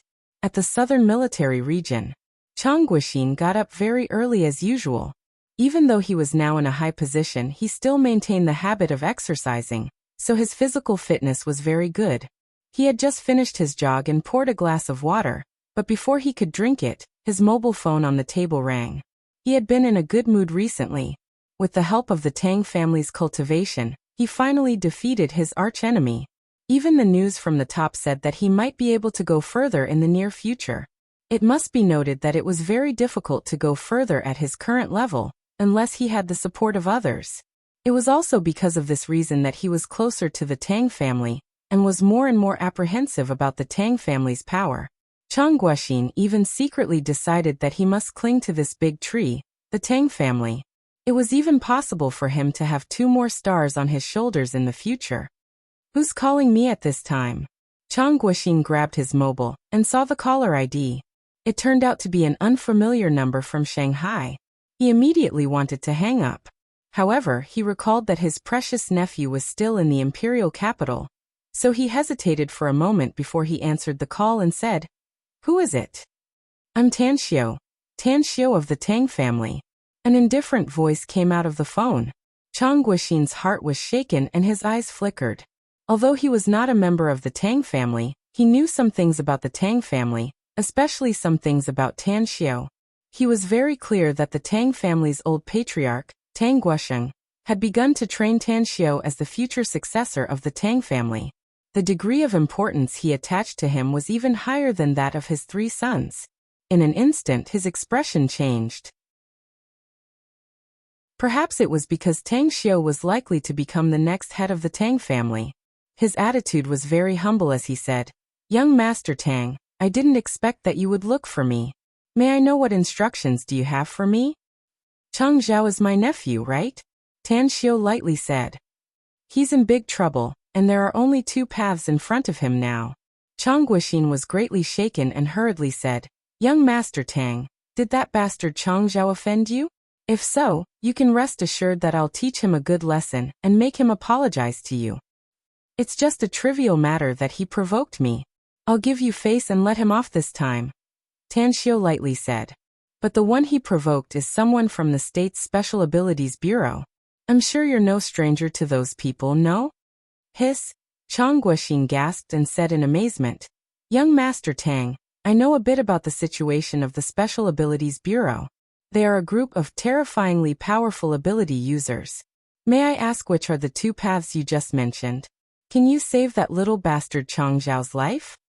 "The first path is to wait for the Special Abilities Bureau's people to investigate him, and wait for a secret execution," Tan Xiao lightly said. "The second path is to be sent to the military court and be executed for treason." No matter which of these 2 paths he chose, they were both dead ends. As for me, of course I can save his life. But he's now clamoring in front of me, relying on his uncle who's a general. He's very arrogant. Tell me, do I need to use any means to save such a brat? "A military court?" Chang Guoxin hurriedly asked. "How come there's another military court? Young Master Tang, what exactly did he do to unexpectedly?" Chapter 11:16. The military is investigating the theft of the aeroglider. Tan Xiao said indifferently, "You should be able to get some relevant information given your status, right? The one who stole the aeroglider is Li Yuchuan, the former captain of the Blue Eagle Special Force. Do you know why he took the risk and risked his life to steal it?" "Was it Chang Zhao's instigation?" asked Chang Guoxin in shock. "He didn't instigate it, but he forced it," said Tan Xiao lightly. "Your precious nephew kidnapped his wife and son and blackmailed him for 2 million yuan. Do you think he can get away with it once the higher-ups investigate it? Do you think you can get away with it? That bastard is simply audacious," Chang Guoxin angrily shouted. "Young Master Tang, you must find a way to suppress this matter. That bastard brat. I'll definitely teach him a severe lesson. He's right in front of me, and he's very arrogant," said Tan Xiao. "How are you going to tell him? Just use your brain." Having said that, Tan Xiao threw the phone to the incredulous Chang Zhao and indifferently said, "Didn't you want to see my power? Didn't you tell me to call as many people as I can? I can make you kneel in front of me and apologize with just a phone call. Take it. I'm sure you've heard who the other party is." Chang Zhao's hands trembled a bit, but he still caught the phone. If there was anyone in the world who could make him afraid, it was none other than his uncle, Chang Guoxin. "Hey," Chang Zhao tried to speak, but was interrupted as soon as he spoke. Hey my ass! You bastard! Do you know how big of a trouble you've caused? The Tang family is a top-notch family that even I have to curry favor with. It's also the support that I can rely on to advance further, or perhaps even advance 1 or 2 steps further. Yet, you dare to compete with Tang Xiao, the young master of the Tang family? Who gave you the courage? Chang Guoxin's angry roar came from the phone. The Tang family's young master? Tan Xiao? Chang Zhao's face instantly turned pale. He finally realized why he faintly felt that Tan Xiao looked familiar the first time he saw Tan Xiao. Tan Xiao of the Tang family. He was the future successor of the Tang family's patriarch, the magnificent Tang Corporation's big boss, and the renowned young divine doctor in China. It's over. This was like poking a hornet's nest. Even if he didn't die, he would probably lose a layer of skin. Uncle Chang Guoxin's angry voice once again sounded from the phone. I don't care what you do, you must quell young Master Tang's anger and beg him to save your life. Otherwise, not only will I not be able to save you, I'm afraid I'll also be implicated by you. There's even a possibility that my uniform might be stripped off. Chang Zhao was taken aback, and then he said in horror, Uncle, it can't be, right? You bastard. Do you have nothing better to do? Why did you kidnap Li Yuchuan's wife and child? Cursed Chang Guoxin. Do you know what that bastard Li Yuchuan did for that 2 million yuan? What he had done was more than enough for him to lose his head 100 times over. You forced him to get money, so you couldn't escape the responsibility. Let me tell you something. Tan Xiao's identity is so big that you can't even imagine it. So I can't save you now. The only one who can save you is him. Little bastard, if you can't handle this matter well, I'll break your legs when we get back. Chang Zhao hung up the phone in a daze and looked at Tan Xiao and Li Yuchuan with intense fear in his eyes. He was very conceited. But that didn't mean he was a desperado. He was even more fragile than ordinary people in the face of the threat of death. He had already committed a terrible disaster, and he was soberly aware that there was only one person who could save him now. Tan Xiao, whom he had just offended. Plop! Chang Zhao came to Tan Xiao in 2 steps and directly knelt on the ground. Regret and worry could be seen on his handsome face. His lips squirmed a few times and then he said, Young Master Tang, I had eyes but failed to recognize MT Tai. I didn't recognize you before. It's all my fault. I shouldn't have done such despicable things, and I shouldn't have offended you. You're a magnanimous man, so please don't lower yourself to my level. If you still can't vent your hatred, you can beat and scold me, but please save me. At the side, Shui Xingmei was completely dumbfounded. She already had a bad premonition after hearing what Tan Xiao said on the phone. But now that she saw Chang Zhao's action, a storm was set off in her heart. Young Master Tang? Is he the young master of the Tang family in the imperial capital that Chang Guoxin is attached to? In this world, only a family with the surname Tang could make Chang Zhao lose his composure and beg like this, right? Shui Xingmei moved her eyes away from Chang Zhao's face and looked at Tan Xiao's indifferent expression. She felt that she should say something, but she swallowed the words back when she recalled her and Chang Zhao's attitude toward Tan Xiao. What should she say? What should she say? Plead on behalf of Chang Zhao. Shui Xingmei was perfectly aware of her own identity. Although her family and the Chang family had a close relationship, they had nothing to do with the Tang family in the imperial capital. Would they care about her even if she asked for leniency? Suddenly, Shui Xingmei recalled Tan Xiao's request and slowly said, Mr. Tang, I apologize to you for my previous presumptuous behavior. You can rest assured that I'll close this tea house today according to your wishes. Tan Xiao shot her an indifferent look and immediately said, It's better to be taught a lesson now than to suffer a big loss later. I hope you won't leak even half a word about today's matter. Else the lesson you'll receive will be more than just a little. Get out first. Shui Xingmei was secretly indignant. Although she was the daughter of a wealthy family, she had never been taught a lesson all these years by relying on her own ability, let alone being threatened like this. However, she was also perfectly aware that Tan Xiao's means and ability were not something she could contend with, so she could only endure the unhappiness inside and turn to leave the room. Looking at Chang Zhao kneeling in front of him, Tan Xiao said, You should have known it would be like this earlier. It's true that you're young and full of vigor, but it's shameful for you to commit crimes by relying on your family background. Let's not talk about anything else first and release Li Yuchuan's wife and son first. Chang Zhao hurriedly complied, and then shouted at the 4 dumbfounded bodyguards who were completely petrified at the moment. What are you waiting for?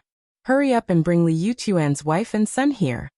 One of the bodyguards hesitated for a moment, and then forced a smile. The woman is fine, but her son, both his legs are broken. Do you think we should send him to the hospital first? Chang Zhao's pupils shrunk, and an intense chill filled his heart. What did you say? Disbelief was written all over Li Yuchuan's face. He dashed toward the bodyguard and grabbed his clothes, his eyes seemingly shooting fire. The bodyguard's lips squirmed and he said, "You can't blame us for this. Blame your son for being too ruthless despite his young age." Young Master Chang. He nearly turned into a eunuch with a kick.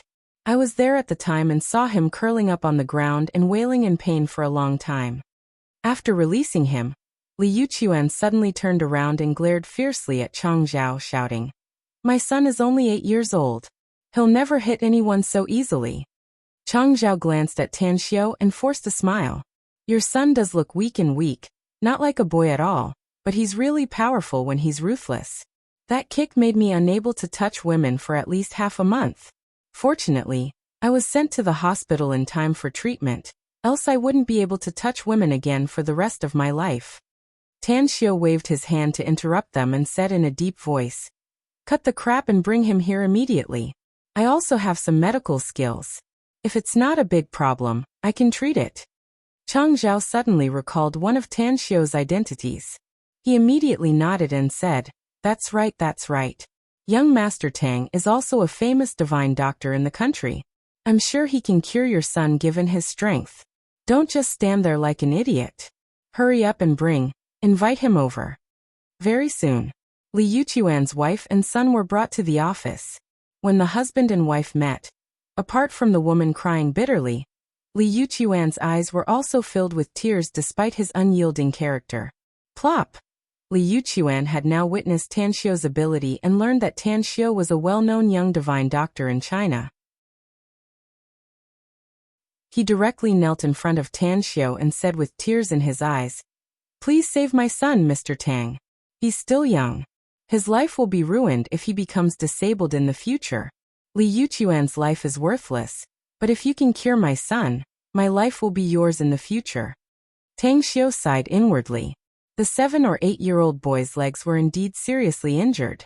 Even his knees were badly mutilated, obviously caused by a blunt object hitting him with a heavy force. Anyone with a discerning eye could see that even the world's top medical treatment wouldn't be able to make him recover, and that he would have to sit in a wheelchair in the future. "Are you sure?" asked Tan Xiao lightly. "I'm sure," said Li Yuchuan decisively. "Tell the woman who just left to prepare water, gauze and plasterboard for me immediately." Tan Xiao nodded and said, "Go to the nearby hospital to buy them immediately if you don't have them. All of you wait outside. I'll treat him." After a short while, only Tan Xiao and the boy, who had tears in his eyes but was trying not to cry, were left in the office. His fists were tightly clenched, and his willpower was very strong. He didn't groan despite the severe pain. "Will you feel desperate if you can only live in a wheelchair in the future?" Tan Xiao didn't act immediately, but looked at the boy leaning on the sofa and asked. The boy's lips squirmed a few times before he silently shook his head and said, "I know why I was beaten. They want to make things difficult for my father. I'll accept it even if I have to sit in a wheelchair in the future, as long as they don't target my father." "You're willing to do it?" asked Tan Xiao with a faint smile. "I don't want to, but that's the only way." The boy shook his head. "Uncle, my legs are very painful and my bones are exposed. I know what will happen to me in the future, but I'm a bit sad." "What are you sad about?" asked Tan Xiao. "I'm afraid I won't be able to be a man like my father in the future," said the boy.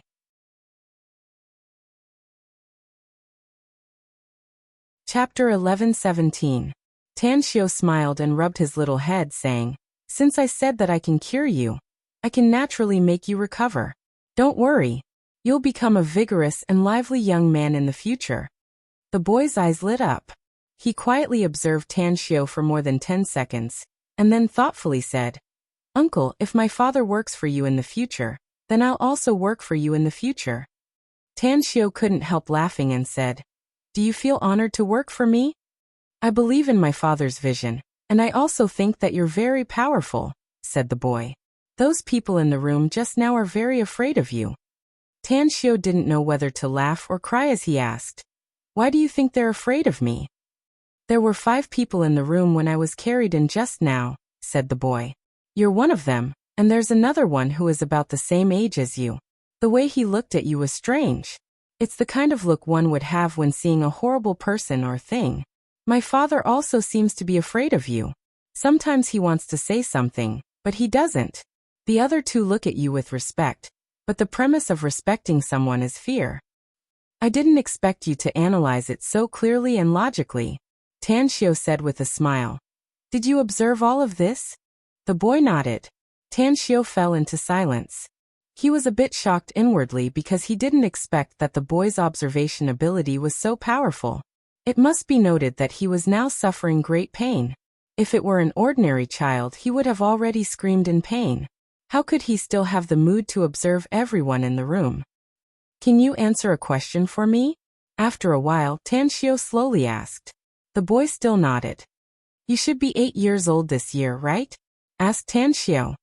"You should be in the 2nd grade at your age. Can you tell me about your academic performance?" A proud look appeared on the boy's face. Even though it was only a trace of pain, he still said, "I'm the best in the whole school. I've always been the first among more than 684th grade students." "4th grade?" Tan Xiu looked surprised. The boy said, "I jumped 2 grades in a row." Raising his thumbs up, Tan Xiu praised, "I never thought that you're actually a little genius. That's right. Like father, like son. Your father is very good. He's quite capable. As his son, you naturally won't be too bad." The boy said, "I want to be a marshal in the future, so I naturally have to work hard." "Marshal?" Tan Xiu didn't know whether to laugh or cry as he looked at the little guy and said, "You can't be a marshal now, unless you can become the most awesome big shot in our country." The boy's expression darkened slightly when he heard this. Very soon, a basin of warm water, a few clean towels, gauze, plasterboard, and other medical supplies were all sent to the room. As the door was closed by Shuizingmei from the outside, Tang Xiu took out a sharp dagger from his interspatial ring and cut the boy's pants. Then he said, "It's gonna be very painful. Can you bear it?" The boy trembled slightly and said, "Can you give me a towel?" Tan Xiu's expression changed as he asked, "Stuff it into my mouth?" "Yes." The boy nodded heavily. Tan Xiu handed him a white towel and watched him stuff the white towel into his mouth. He secretly praised him in his heart. He cleaned, wiped, and used his primal chaos force to correct the dislocated broken bones on the knees and slowly move the broken bones back to their original positions. He could clearly feel the boy's pain because big drops of sweat rolled down his face, and his seemingly thin body was trembling violently. "Endure it." Tan Xiu took out the body refining potion from his space ring and slowly poured it on the boy's knees. Along with the whimpering sound coming from the boy's throat, Tan Xiu pressed his palms on the boy's knees. Time ticked by. Half an hour later, Tang Xiu removed his hands from the boy's knees. He looked at the boy who was sweating profusely and looked dispirited and listless. He was secretly surprised, because his treatment process was simple and direct. Even an ordinary adult would find it difficult to bear the pain, and would faint from the pain. He didn't expect the boy to be able to endure it. His willpower is stronger than an adult's. Even some ordinary cultivators can't compare to him in terms of willpower. It's a pity that his physique is ordinary. Otherwise, he would definitely be a cultivation genius worth cultivating. However, given his age, he may be able to achieve great achievements in the future once he embarks on the path of cultivation, as long as his willpower remains as firm as a blade's edge. This thought flashed in Tan Xiu's mind. He immediately wrapped the boy's knees with gauze and fixed it with a cast. He then said with a smile, "Starting from today, you can only stay here for the next 7 days. Your feet are not allowed to touch the ground, and you'll need someone to help you with any movement. You'll be able to recover after 7 days. The boy asked with a trembling voice. Can I sleep for a while? Go to sleep, Tan Xiao said with a smile. In the corridor outside, Li Yuchuan hugged his wife with an anxious look in his eyes. Although he learned from Chang Zhao that Tan Xiao was a divine doctor, he didn't dare to fully believe that Tan Xiao could completely cure his son's leg injury. He was afraid that Tan Xiao couldn't cure his son, and that his son would become disabled in the future. He would probably feel guilty for the rest of his life if that were to happen. Creak. The office door was opened and Li Yuchuan instantly released his wife. He strode forward and asked, How is it, Mr. Tang? Don't let your son walk for the next 7 days, said Tan Xiao with a faint smile. Forget it. You still have other things to do, so don't worry about it. I'll give you a chance to redeem yourself, Chang Zhao.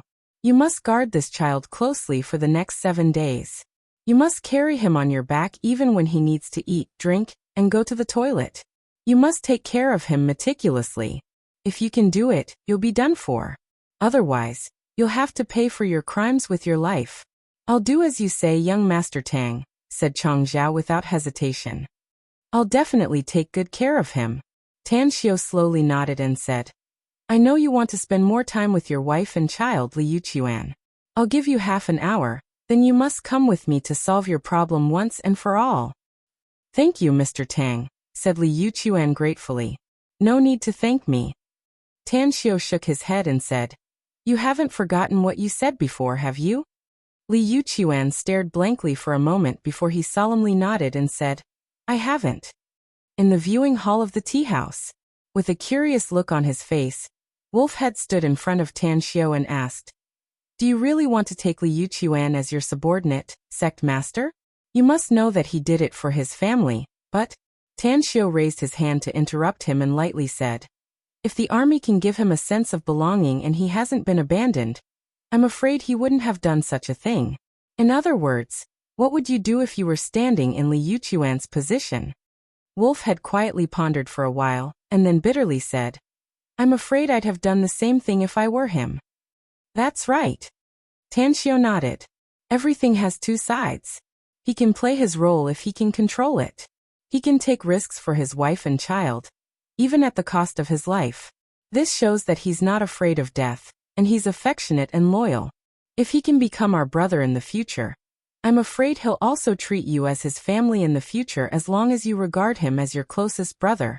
To tell you the truth, I really appreciate this kind of person. Even those soldiers who are willing to risk their lives for the country. Wolfhead firmly nodded and said, Loyalty to the country and the people is a prerequisite for every soldier. It's the most basic bottom line. But now that we've left the army, we're only loyal to you. I'm also loyal to this country, said Tan Xiao with a faint smile.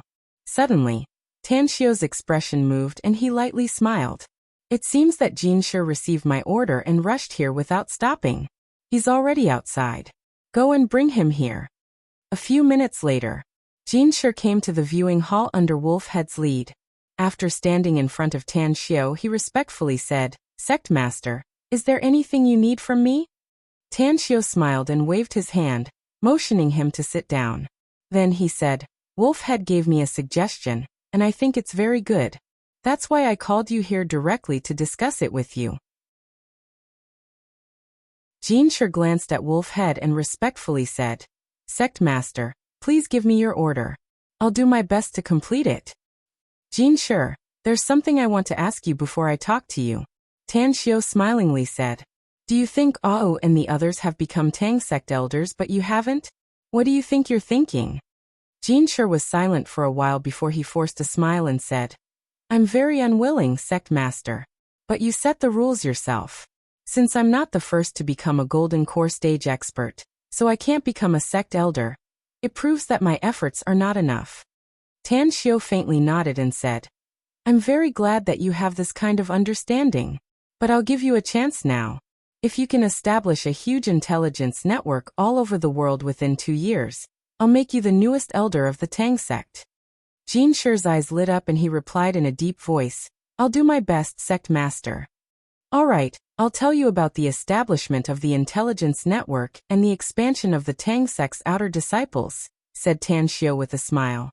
Are you going to expand the number of outer disciples in our sect, sect master? Asked Jin Shi curiously. Since we're going to vigorously develop the sect, we naturally need a lot of outer disciples. Tan Xiu nodded. Also, these outer disciples may not necessarily have formidable cultivation, but they will be of great help to the inner disciples, which will be beneficial to the entire sect. Jin Shi's expression shifted.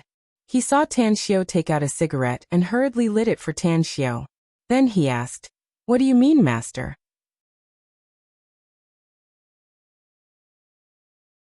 Chapter 11:18. A glint flickered in Tan Xiu's eyes as he slowly said, "Building an intelligence network requires buying people's hearts.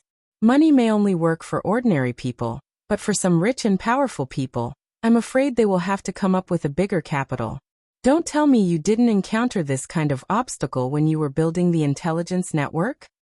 "You're right, sect master," Jin Shi said. "This is what I'm most helpless about. Due to the previous foundation, it's very easy for us to select intelligence personnel at the bottom level, but it's a bit troublesome when it comes to people at the higher level." "For example?" asked Tan Xiu. "For example, a small boss of a company who has millions or even tens of millions in assets. Although he's just an ordinary wealthy businessman, it'll take a lot of effort to make him wholeheartedly gather intelligence for us," said Jin Shi. "Previously, the sect had given me 1 billion yuan, and I had only subdued 12 of these wealthy merchants, and I had paid a price of several 100 million yuan. If this goes on, let alone 1 billion yuan, even 10 or 100 billion yuan will be far from enough. Furthermore, these are just ordinary wealthy businessmen. If it were those real rich and powerful people, they wouldn't even bat an eye if we throw money at them. As for those with power and influence, they are even more dismissive of money, because if they want to obtain money, they have too many ways to do so." "How many provincial-level administrative regions are there in China?" Tan Xiu nodded and asked. "How many municipalities are there? How many autonomous regions? How many administrative autonomous regions are there? How many cities are there in total?" "There are a total of 34 provincial-level administrative regions in China, including 23 provinces for municipalities, 5 autonomous regions, and 2 special administrative regions," said Jin Shi. "There are a total of 333 prefecture-level administrative regions, including 285 prefecture-level cities, 15 regions, 30 autonomous prefectures, and 3 leagues." Tan Xiu raised his hand to interrupt Jin Shi and said, "You know it very well, which means you've put a lot of effort in this aspect. Since I made you the person in charge of the intelligence network, I'll help you solve the problems. From now on, I'll help you select a general intelligence team leader in each province. Once they're confirmed, they'll become your direct subordinates. You'll also need to select a deputy team leader in each province, and be sure to conceal the relationship between them. It'll be like splitting into 2 lines to obtain intelligence at the same time." Jin Shi was pleasantly surprised. "With your help, sect master, the construction of the intelligence network will be much simpler." Tan Xiu shook his head and smilingly said, "I originally wanted to take advantage of this time to relax, but now it seems that I can't. However, although I'll help you solve the domestic situation, you'll have to personally build the foreign intelligence network. For the next half a year, focus your work on Wuxia. Half a year later, when the domestic intelligence network is almost ready, you can start setting up overseas." "All right." 2 hours passed quickly as the two of them conversed. When Tan Xiu stepped out of the viewing hall with Jin Shi and Wolf Head, Li Yuchuan had been waiting outside for a long time. Xue Xingmei was also with him. "You're from the Xue family of Dongshan province?" Tan Xiu glanced at Xue Xingmei and asked indifferently. Xue Xingmei nodded and said, "Yes, Xue Guanzhong is my father." "Xue Guanzhong, the head of the Xue family in Dongshan province?" Tan Xiu lightly asked. "He. Since the Xue family has delivered themselves to my door, then I'll start with them first. Xue Xingmei, take me to see your father. Tell him to decline everything and wait for me at the Xue family's ancestral residence." Xue Xingmei's complexion changed and she hurriedly said, "Young Master Tang, It was indeed my fault before. Please don't stoop to my level and stoop to my level. In case my father finds out that I've offended you, he'll definitely kill me. I'm not looking for your father to pursue such a trivial matter, Tan Xiao indifferently said. Inform him that I have something important to discuss with him in person. Tell him to pick out the most secret place of your Shui family. Keep in mind that I don't want anyone else to know about my meeting with your father.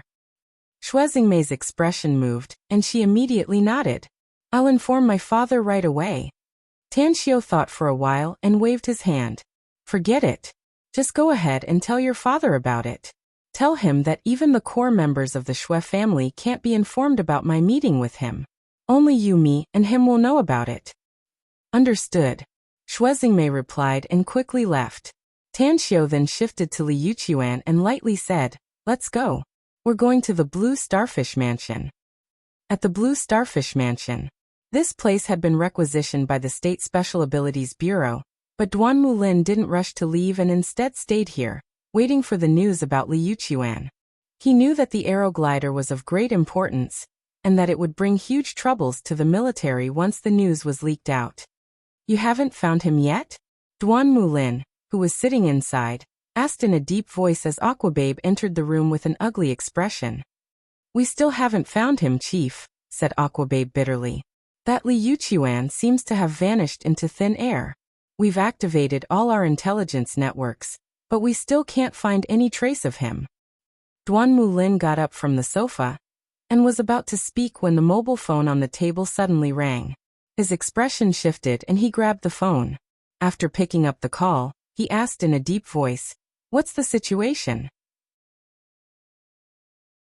Chief, Mr. Tang has returned to the Blue Starfish Mansion. And the man with him is the fugitive we've been searching for, Li Yuqian.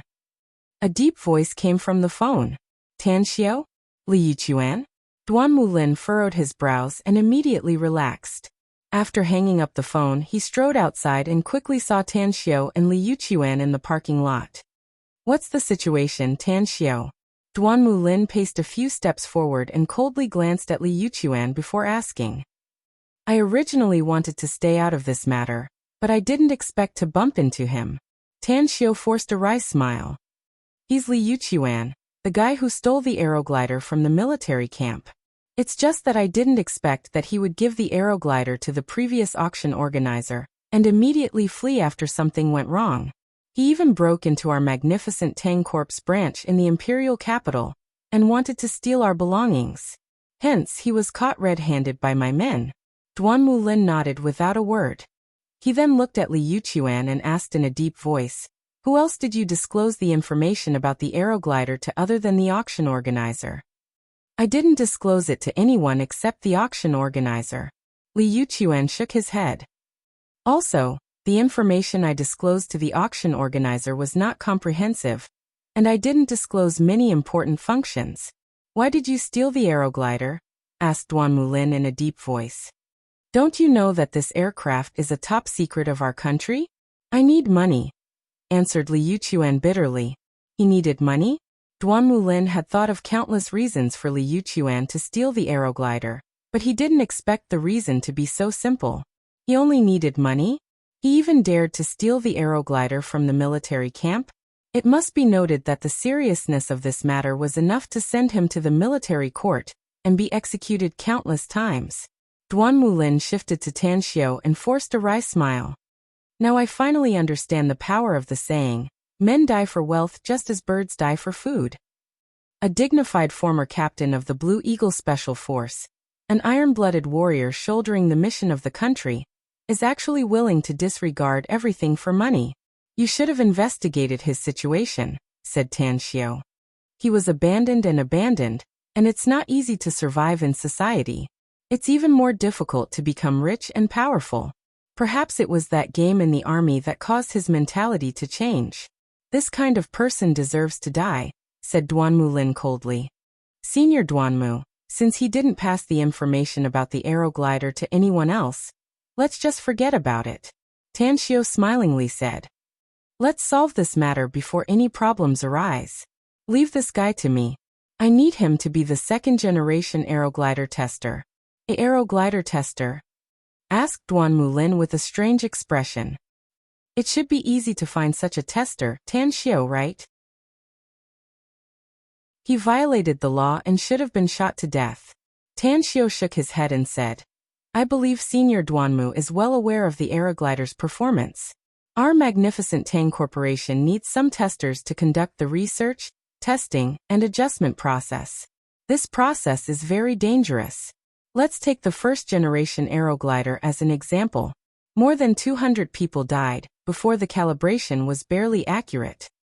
What? Duan Mulin finally realized what Tan Xiao said. Stormy waves surged inwardly.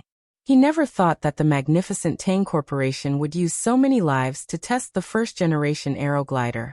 This was simply inhumane. How could their magnificent Tang Corporation dare to? Tan Xiao could see the shock and anger in Duan Mulin's eyes. So he calmly said, Senior Duanmu, you must pay a certain price if you want to get the results.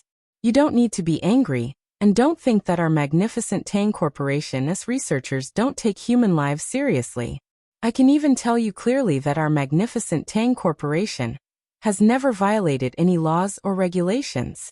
It's because the testers of our magnificent Tang Corp are all death row inmates we secretly purchased from some foreign prisons. Do you think that we've violated the laws of China by purchasing death row inmates? Duan Mulin was dumbfounded. He would definitely be angry with Tan Xiao if the death row inmates were purchased from domestic prisons. But what did buying death row inmates from other countries have anything to do with him? Even if Tan Xiao purchased all the prisoners in those foreign prisons, he had no right to interfere with it. Furthermore, since he could become the director of the Special Abilities Bureau, he was naturally not a good person, so the anger in his heart vanished in an instant. He recalled that he had intercepted Tan Xiao's research and development results, causing Tan Xiao to be unable to recover a large amount of funds in a short time. This made his old face look a bit ashamed and embarrassed.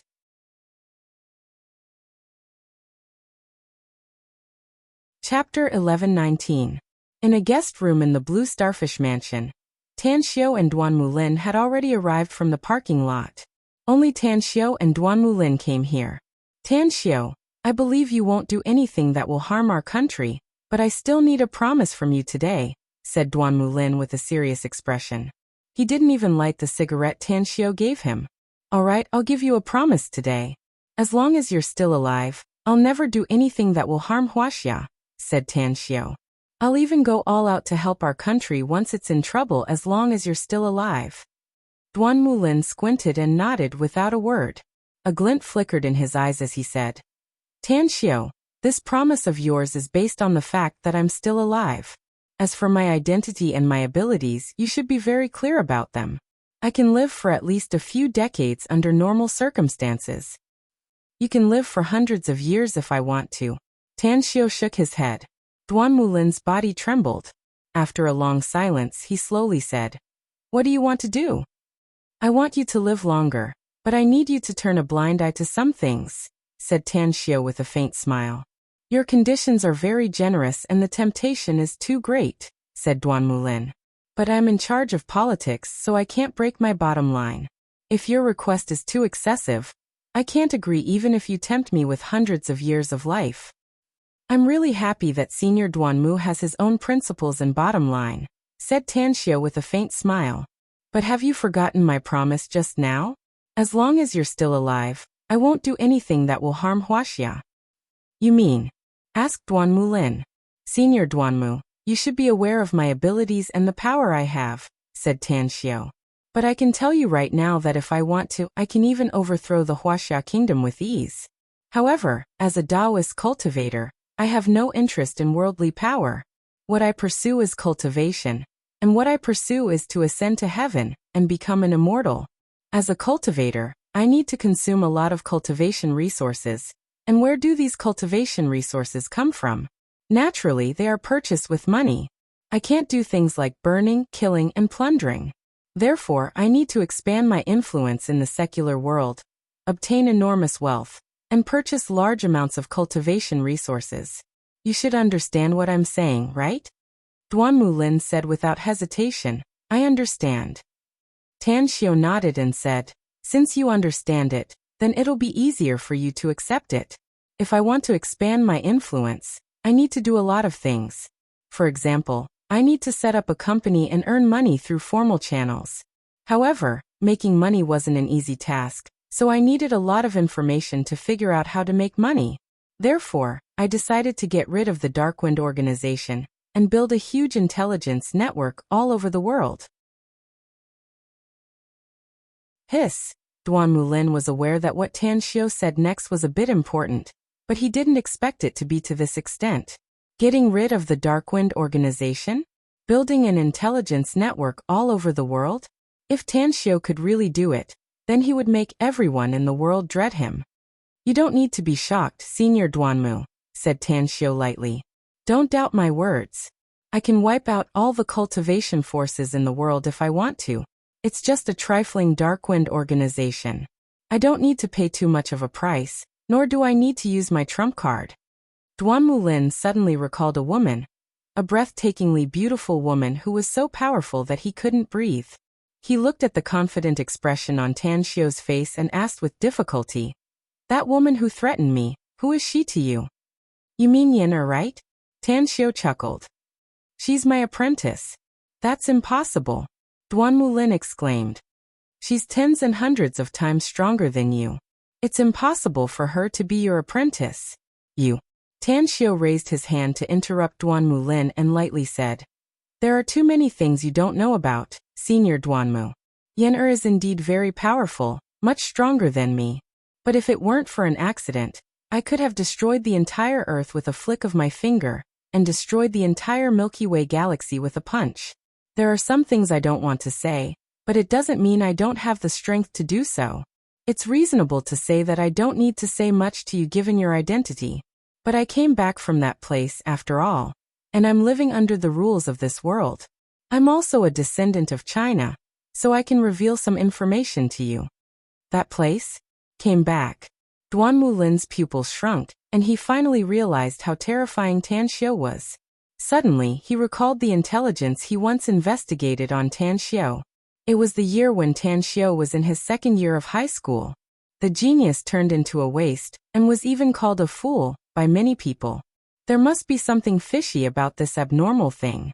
Duan Mulin found that he really couldn't see through Tan Xiao. It was even more difficult for him to understand what kind of existence he was. "Tan Xiao, can you seriously answer a question of mine?" Duan Mulin gradually calmed down after a long time and asked. "Go ahead." Tan Xiao nodded. "When that terrifying demonic beast appeared in the Himalayas, why were you the one who risked your life while your disciple with monstrous strength didn't appear?" asked Duan Mulin. "Once Yan'er and the others acted, they would be detected by the heavenly Tao of this world," said Tan Xiao calmly. "They must leave this world once that happens." "They?" Duan Mulin was deeply shocked after realizing that the woman named Yan was not the only one under Tan Xiao's control. Suddenly, he realized something and exclaimed, "You mean they have all become immortals?" "Become immortals?" "Immortals?" A disdainful look flashed in Tan Xiao's eyes as he indifferently said, "There are some things you don't need to ask, Senior Duanmu. The reason why I'm telling you this today is mainly to make it convenient for you to turn a blind eye in China in the future." Duan Mulin pondered for a while and slowly asked, "Has it already started?" "Almost." Tan Xiao nodded. "Since it's almost done, why do you still want to tell me?" Duan Mulin forced a wry smile. "You can control your own intelligence network. In any case, don't let me catch you, else I won't let you off lightly. You won't be able to catch me as long as you don't take the initiative to look for them." Tan Xiao lightly smiled. "I've prepared a generous gift to thank you, Senior Duanmu. I hope you like it." Having said that, a cultivation manual appeared in Tan Xiao's hand out of thin air. He handed it to Duan Mulin and lightly smiled. "You may be an ability user, but there's no rule stating that ability users can't cultivate cultivation manuals. As long as you can control the two energies in your body, you may have some achievements in the future." "A cultivation manual?" A shocked expression appeared on Duan Mulin's aged face.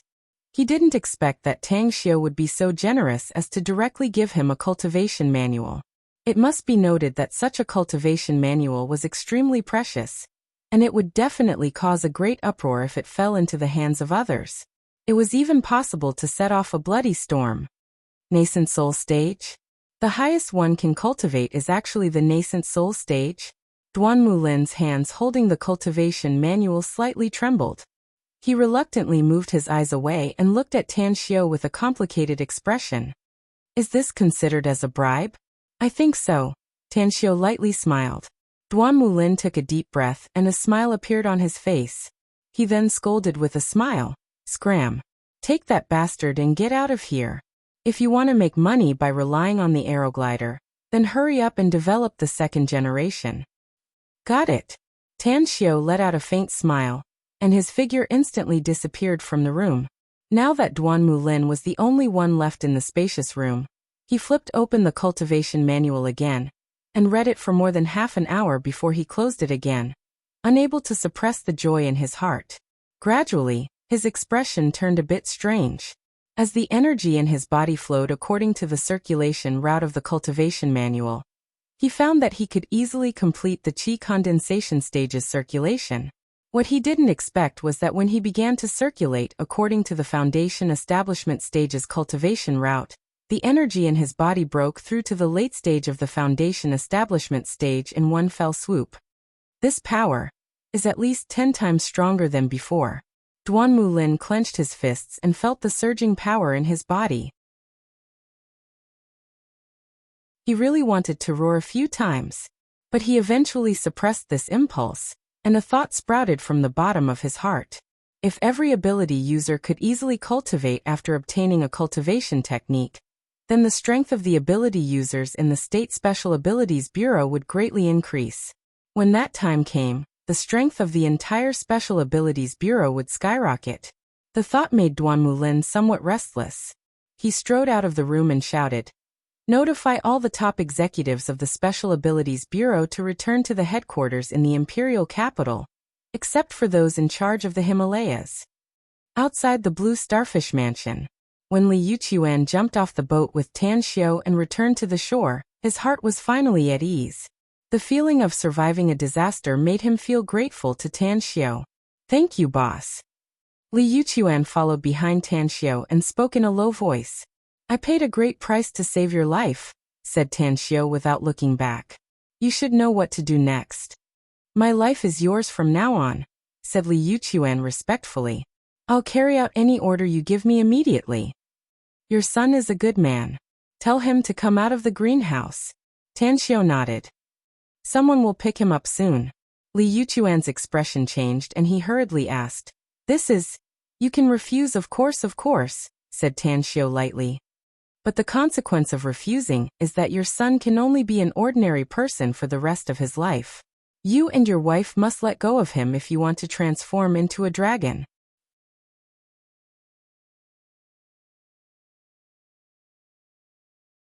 Chapter 1120. Metamorphosis? Becoming a dragon? Li Yuchuan suddenly understood Tan Xiao's intention. He actually wanted to groom his son? But his son was only 8 years old this year. What aspect did an 8-year-old child have that was worthy of Tan Xiao's training? Tan Xiao calmly watched Li Yuchuan, who was lost in thought, and indifferently said, "I know you have some concerns. You think that I'm training your son to keep him by my side to threaten you. You can get the hell out of here if you have such a thought. You're not worthy of me using such means given your ability." At this moment, Tan Xiao looked around and found that aside from the 2 members of the Special Abilities Bureau who escorted him and the others, only Jin Shi and Wolf Head were around the 2 cars not far away. In a flash, Tan Xiao grabbed Li Yuchuan's arm and moved lightning fast. In nearly the blink of an eye, he appeared in front of Jin Shi and Wolf Head with Li Yuchuan. "What?" Li Yuchuan was scared out of his wits by the sudden turn of events. Sensing that Tan Xiao released his arm, he immediately raised his hand to rub his eyes and pinched his waist hard. Not an illusion? Not a dream? This. Tan Xiao took a seat inside the car and looked at the dumbfounded Li Yuchuan outside. Then he indifferently said, "You should understand what I mean now, right? You're just a weakling worthy of training in my eyes, but there are countless weaklings like you in this world. You're not worthy of me using your son to threaten you. The car started. Li Yuchuan watched as Tan Xiu's car drove forward. Then, he turned his head with difficulty to look at Wolf Head, who had a faint smile on his face, and indifferently said, "You should be happy instead of doubting boss's intentions. There aren't many people who can catch boss's eyes, so you need to cherish him, especially for your son." Li Yuchuan felt his heartbeat speed up several times, and the thumping sound was like a thunderclap roaring inside his heart. Suddenly, he seemed to realize something. His eyes instantly fell on Wolf Head. He stared at him and said, "How do you know that the boss wants to cultivate my son?" Wolf Head rolled his eyes. While walking to the driver's seat, he lightly said, "Although boss didn't speak loudly, I could still hear him clearly. I forgot to tell you, but my hearing is at least 10 times better than a normal person." Did you hear that? At a distance of tens of meters, Wolf Head could actually hear it clearly. Li Yuchuan quickly got into the front seat and looked at Wolf Head, who started the car and hurriedly asked, "Who the hell are you?" "Tang sect," answered Wolf Head indifferently. "What is the Tang sect?" asked Li Yuchuan. A proud look appeared on Wolf Head's face as he said word by word. "A sect formed by cultivators. If you want to become a disciple of the sect, you have to put in a lot of effort and complete the missions given by the sect.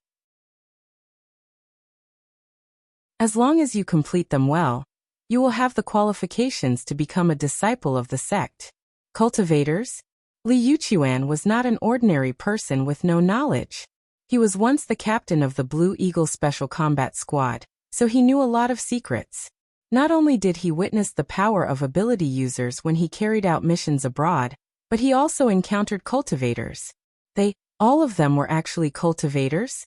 Suppressing his excitement, Li Yuchuan hurriedly asked, "What's Boss Tang's status in the Tang sect? Am I now a disciple of the sect?" Wolf Head couldn't help laughing and rolled his eyes at Li Yuchuan snappily. "Are you dreaming? Even if the sect master is willing to take you as his subordinate, you can only be an outer disciple. You need to make great contributions to the sect to get the qualification to join the inner sect." "Boss Tang is actually the sect master of the Tang sect?" asked Li Yuchuan incredulously. Wolf Head nodded with deep veneration. "The Tang sect was founded by Boss, so he's naturally the sect master. Before you officially enter the inner sect, I'd like to give you a piece of advice. You must absolutely obey orders when you work in the outer sect. The Tang sect may not have many rules, but the hierarchy is very clear. You must be respectful when you meet the inner sect disciples in the future. You can't even breathe heavily when you see those elders. Of course, even I must be respectful in front of those inner sect elders." "How many inner sect disciples does the Tang sect have?" asked Li Yuchuan. "How many outer sect disciples are there in total?" Li Yuchuan asked. Wolf Head glanced at him and slowly said, "That's a secret of the sect, so I can't tell you. But there's something I need to warn you in advance. Some people in the sect may be your opponents, acquaintances, or even have a deep grudge against you. But from today onwards, you must let go of all your past grievances and treat them as your closest comrades in arms, as your brothers and sisters, as your own family. The biggest advantage of the Tang sect is its unity. Every disciple of the sect will give up their lives for their fellow sect members. I have no enemies, nor do I have any grudges with anyone." Li Yuchuan shook his head. "Don't you think Jin sure looks familiar?" sneered Wolf Head. Li Yuchuan thought for a while and said, "I did feel that he looked familiar when I first saw him, but I can't remember where I've seen him before." "He's the bloodthirsty golden lion who massacred a city in Africa," said Wolf Head lightly. Li Yuchuan's eyes widened so much that his eyeballs almost popped out of their sockets. He held his breath and cried out involuntarily, "He's the bloodthirsty golden lion? The butcher who slaughtered hundreds of arms dealers in Arg City? He's a butcher?" Wolf Head sneered. "That's because you haven't seen a more ruthless disciple of the sect. Forget it, I've said everything I need to say. I hope you can follow Spectre and become the newest inner sect disciple." "Spectre? That lunatic?" The blood drained from Li Yuchuan's face in an instant, and he cried out involuntarily again. "If you dare to call him a lunatic in front of him, he'll definitely drill you hard for 3 days," said Wolf Head lightly. Tens of thousands of Boy Scouts were drilled by him for 3 days and nearly got their skins peeled off. You're not even as good as those Boy Scouts. The corner of Li Yuchuan's mouth twitched a few times, and he was shocked to the point where it was difficult to be any more shocked. Spectre. The world's #1 assassin. He was simply a devil in everyone's eyes. Even the biggest bosses in various countries were afraid of this devil, afraid that they would appear on his mission list. You said that the Boy Scouts are tens of thousands of children? Asked Li Yuchuan blankly. Will my son also be sent to the Boy Scouts in the future? Unless your son can stand out from tens of thousands of children and be appreciated by the sect master again, he can only risk his life to train in the Boy Scout army, said Wolfhead lightly. The rule of our Tang sect is that the strong will rise to the top and the weak will always be at the bottom. To be honest, even if you've become an outer sect disciple of the sect, I'm afraid you won't be able to enter the inner sect earlier than your son. Li Yuchuan fell into silence. He found that he really came across an opportunity, like a carp leaping through the dragon gate. The person who gave him this opportunity not only saved his life, but also saved his wife and child, and also made him and his father become terrifying figures in the future. Li Yuchuan took a deep breath and said, "One last question. There are more than 200 felons in Israel's labor camp 1319. Are they?" Wolfhead raised his hand to interrupt him and lightly said, "There are only the 2 of us here today, so I can answer your question. But remember this. You've become the sect master's man, so you must never mention even half a word about the Tang sect to outsiders. Everything that I've told you today must never be revealed to anyone else." That's right, boss did it himself. Aside from Spectre, those people are all outer sect members who carry out some missions assigned by the Tang sect. Li Yuchuan was thoroughly frightened. He found that Tan Xiu's men were all a bunch of desperados, a bunch of demons and ghosts that countless people feared. Wolf had seemed to sense his thoughts and lightly said, "You're gravely mistaken if you think that the Tang sect is a nest of demons and ghosts. The Tang sect's rule is to never kill a good person unjustly and never bully the weak. We must be friendly to ordinary people and cruel to our enemies. The entire Tang sect is like a sharp knife in sect master's hand, protecting the good and slaying those who deserve to die." Li Yuchuan immediately felt relieved when he heard that, but then another question popped up in his mind. Can those cold-blooded desperados really behave themselves like Wolf had said? Late at night, Dongshan Province, Shui family. Wearing a coat, Shui Guanzhong looked at the dark night outside the window and listened to the strange melody. A glint flashed in his eyes. When he came to the window, he saw a figure standing in the dark corner downstairs, and had a bad premonition. It was Shui Xingmei.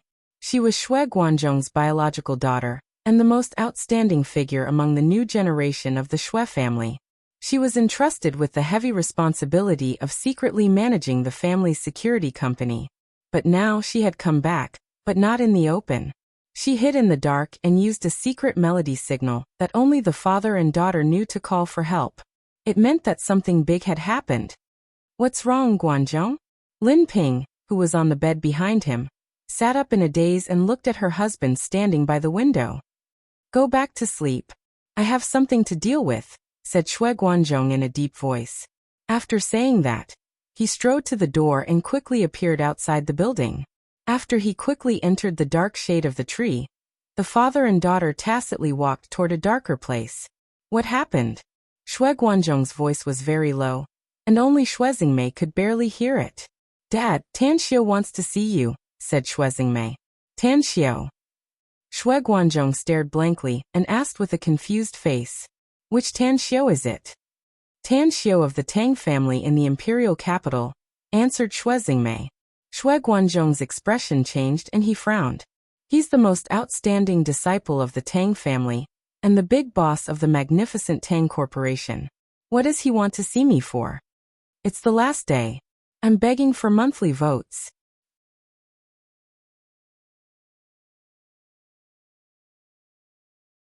Chapter 11:21. Shui Xingmei told him what had happened in Shanghai in a low voice. Finally, she said, "I'm not sure what Tan Xiu is planning, but he asked me to come back in advance and inform you to find a secret place. The fact that he wants to meet with you must not be known by a third person other than you and me. Shui Guanzhong was silent for a long time before he slowly said, "If it's a blessing, it's not a calamity. If it's a calamity, we can't avoid it. The strength of the Tang family in the imperial capital is not something that our Shui family can compare with. If he wanted to get rid of the Shui family, it would be a piece of cake. I don't think he wants to deal with us, but he has other motives." Shui Xingmei asked, "Dad, what should we do?"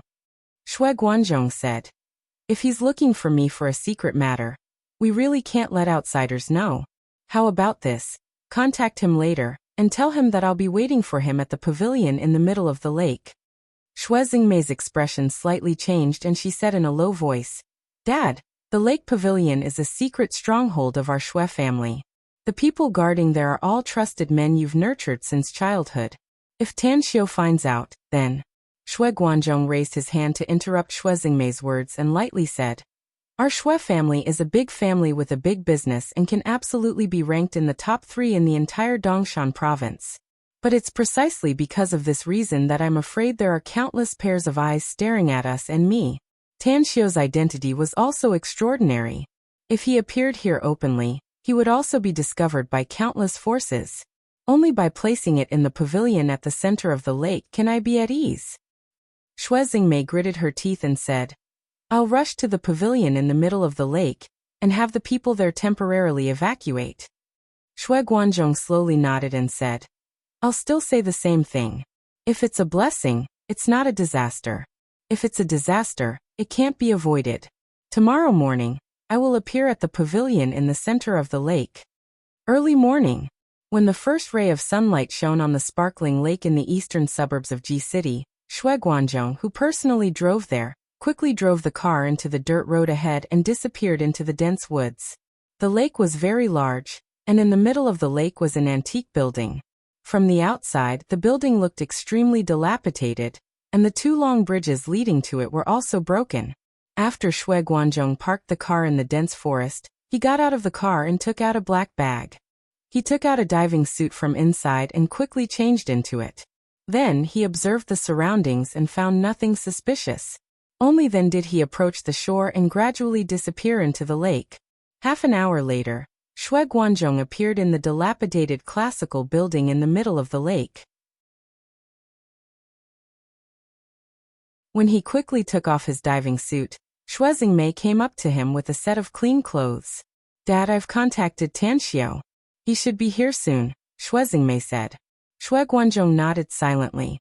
After changing his clothes and dressing neatly, he walked into a room that was spotless and decorated in an antique style. After taking a seat on a mahogany chair, he slowly said, "Xingmei, go outside and wait for him. Prepare some diving suits. If he's not good at swimming, bring him here." "All right." Shui Xingmei nodded.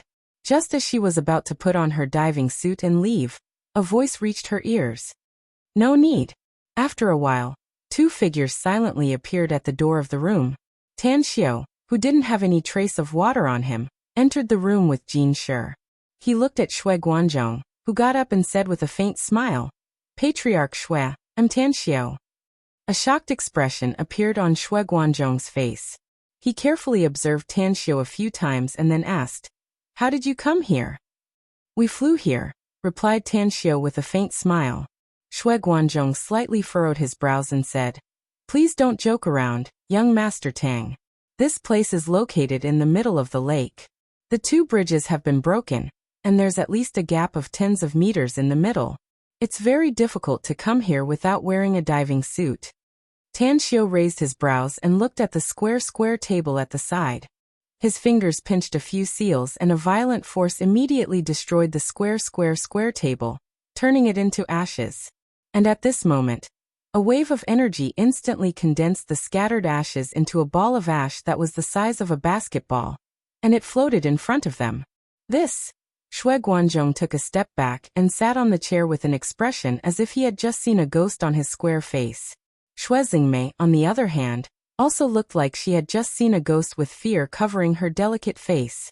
Tan Xiu let out a faint smile and slightly lifted his legs as he walked toward Shui Guanzhong step by step. When he came before Shui Guanzhong, his feet were nearly a meter away from the ground. Just like that, he stood in the air in front of Shui Guanzhong and asked with a strange expression, "Now, do you believe that we flew here?" Gulp, Shui Guanzhong desperately gulped down his saliva. He was, after all, the patriarch of a family with extensive knowledge. After a brief shock, he gradually calmed down and nodded. "I believe you." Tan Xiao smiled and his figure instantly appeared on the chair opposite Shui Guanzhong. After taking a seat, he said with a smile, "Patriarch Shui, please don't think that I'm Superman. I just have some abilities that Superman doesn't have. Of course, I'm sure you're very confused about this meeting, aren't you?"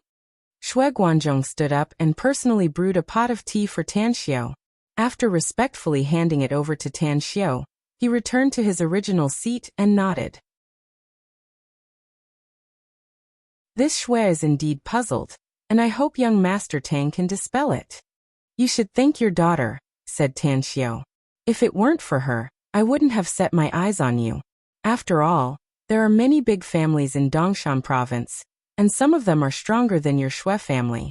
This time, I'm here to give your Shui family an opportunity, as well as a chance for you and your daughter. As for whether you can take it or not, it's all up to you." Shui Guanzhong realized that Tan Xiao was about to reveal his purpose, so he immediately asked, "Please speak, young Master Tang." "I want to establish an intelligence network that covers the entire China," said Tan Xiao. "I want you to be the team leader in Dongshan province. In other words, as long as you promise me, you'll be a member of the intelligence network I've arranged." "What do you want to do?" asked Shui Guanzhong. "You're not qualified to know what I want to do," said Tan Xiao indifferently. "You only need to know that you must fulfill your duty once you promise me." Shui Guanzhong forced a smile and said, "Young Master Tang, the state won't allow it." Tan Xiao interrupted him and indifferently said, "The director of the Special Abilities Bureau, Duan Mulin, will turn a blind eye as long as he doesn't catch my intelligence agents. Besides, an intelligence agent who is caught by others is simply trash, and it's not a pity to lose him." Shui Guanzhong was secretly startled. He didn't expect that Tan Xiao had such great power that even the terrifying figure of the Special Abilities Bureau was willing to turn a blind eye. "Do I still have the right to refuse, young Master Tang? You're a smart man, so you naturally know what will happen if you refuse me," said Tan Xiao with a faint smile. "Of course, I won't make you work for nothing. I told you that I'll give you and your daughter a great opportunity, as well as your Shui family. As long as you become the team leader of Dongshan province, you'll be my man."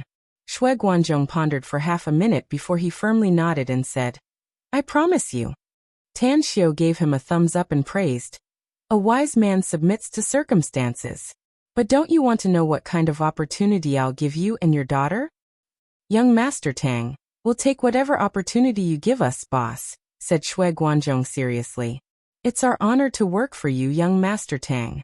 Tan Xiao chuckled. "You're indeed worthy to be the Shui family's patriarch. You can see things clearly and know that there's no turning back, so you immediately set your position. I'm sure you've seen the ability I just displayed. Let me tell you something. I'm a cultivator, and my strength is beyond your imagination. Since you've chosen to work for me, I'll teach you and your daughter a cultivation technique." Although the basic level of this cultivation technique is very low, and can only let you cultivate to the peak of qi refinement at most, it can also let you and your daughter become experts. Even if you face a martial Dao grandmaster, you can easily kill them with a slap.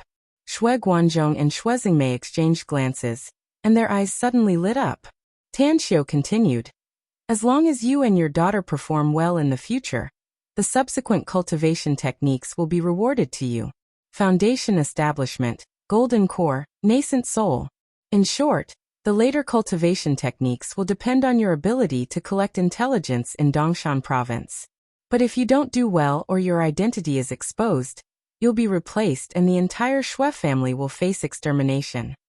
Opportunity and crisis coexisted. Shui Guanzhong took a deep breath and said in a deep voice, "I firmly believe I can do it well, boss. But if I don't do well, or if my identity is exposed, you can do whatever you want to me." Tan Xiao nodded and pointed to Jin Shi. "He's Jin Shi, the person in charge of the entire China's intelligence network. He'll be your immediate superior in the future. He'll help you with the construction of the intelligence network in Dongshan Province. However, the deputy team leader of Dongshan Province will be selected by him. You're not qualified to know who the other party is. Both of you will exist at the same time. Shui Guanzhong's expression slightly changed as he nodded and said, I understand. I'll go all out if there's competition. Tan Xiao took out the cultivation manual he had written in advance from his interspatial ring and handed it to Shui Guanzhong. He then threw a bottle of pills to him and said, You'll figure out the cultivation matters yourself. This porcelain bottle contains 6 essence amassing pills that have been weakened by 10 times. After you've familiarized yourself with your cultivation, take one every 3 days once you start cultivating. You should be able to feel a trace of true essence growing in your body after you've taken 3 pills. Thank you for the reward, boss.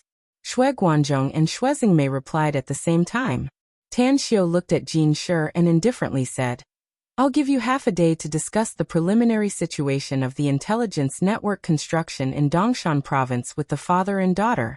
I'll go ahead and wait for you in He Province. Brothers and sisters, hurry up and throw out your monthly votes, or they'll be reset _.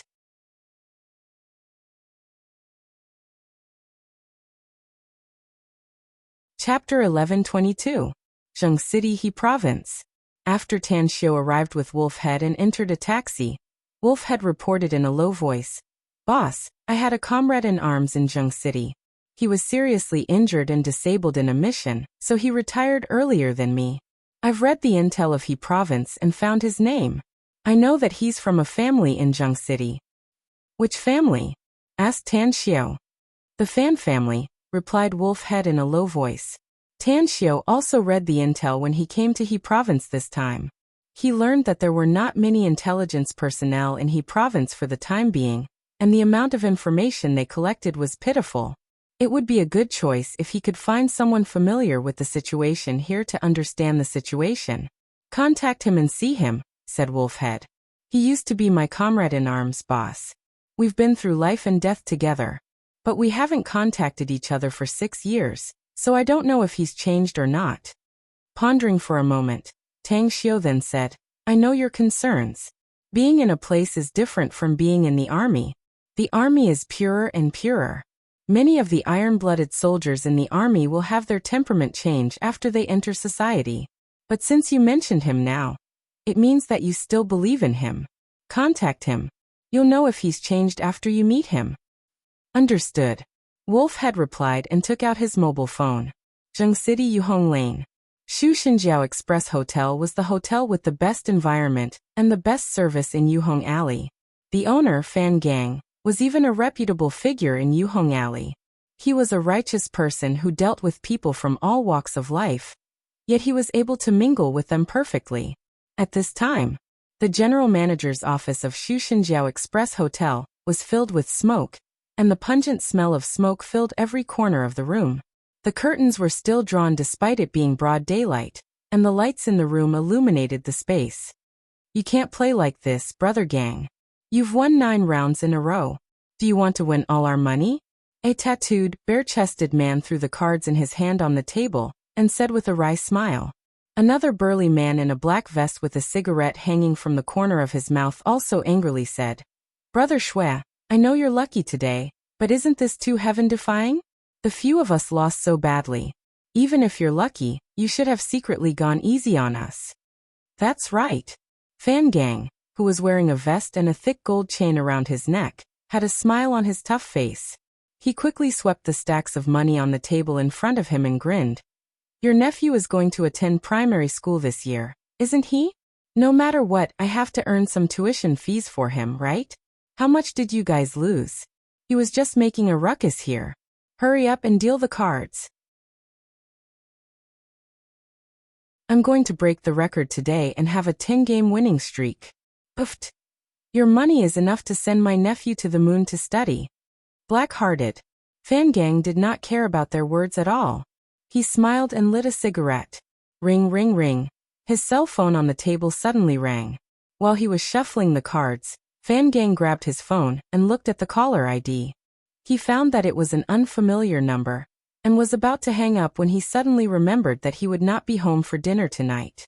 He had yet to tell his wife. Therefore, he directly picked up the phone and wanted to chat with the caller for a while before calling his wife. Fan Gang speaking. Who is this? It's me. Wolfhead's deep voice came from the phone. Fan Gang stared blankly for a moment. He faintly felt that the voice was somewhat familiar, but he couldn't remember whose voice it was. After hesitating for a moment, he asked, "Who is this?" Wolfhead. The voice came from the phone again. Fan Gang thought for a moment, and his expression drastically changed all of a sudden. He abruptly pushed the table in front of him, stood up and called out, "Are you, Captain?" "It's me."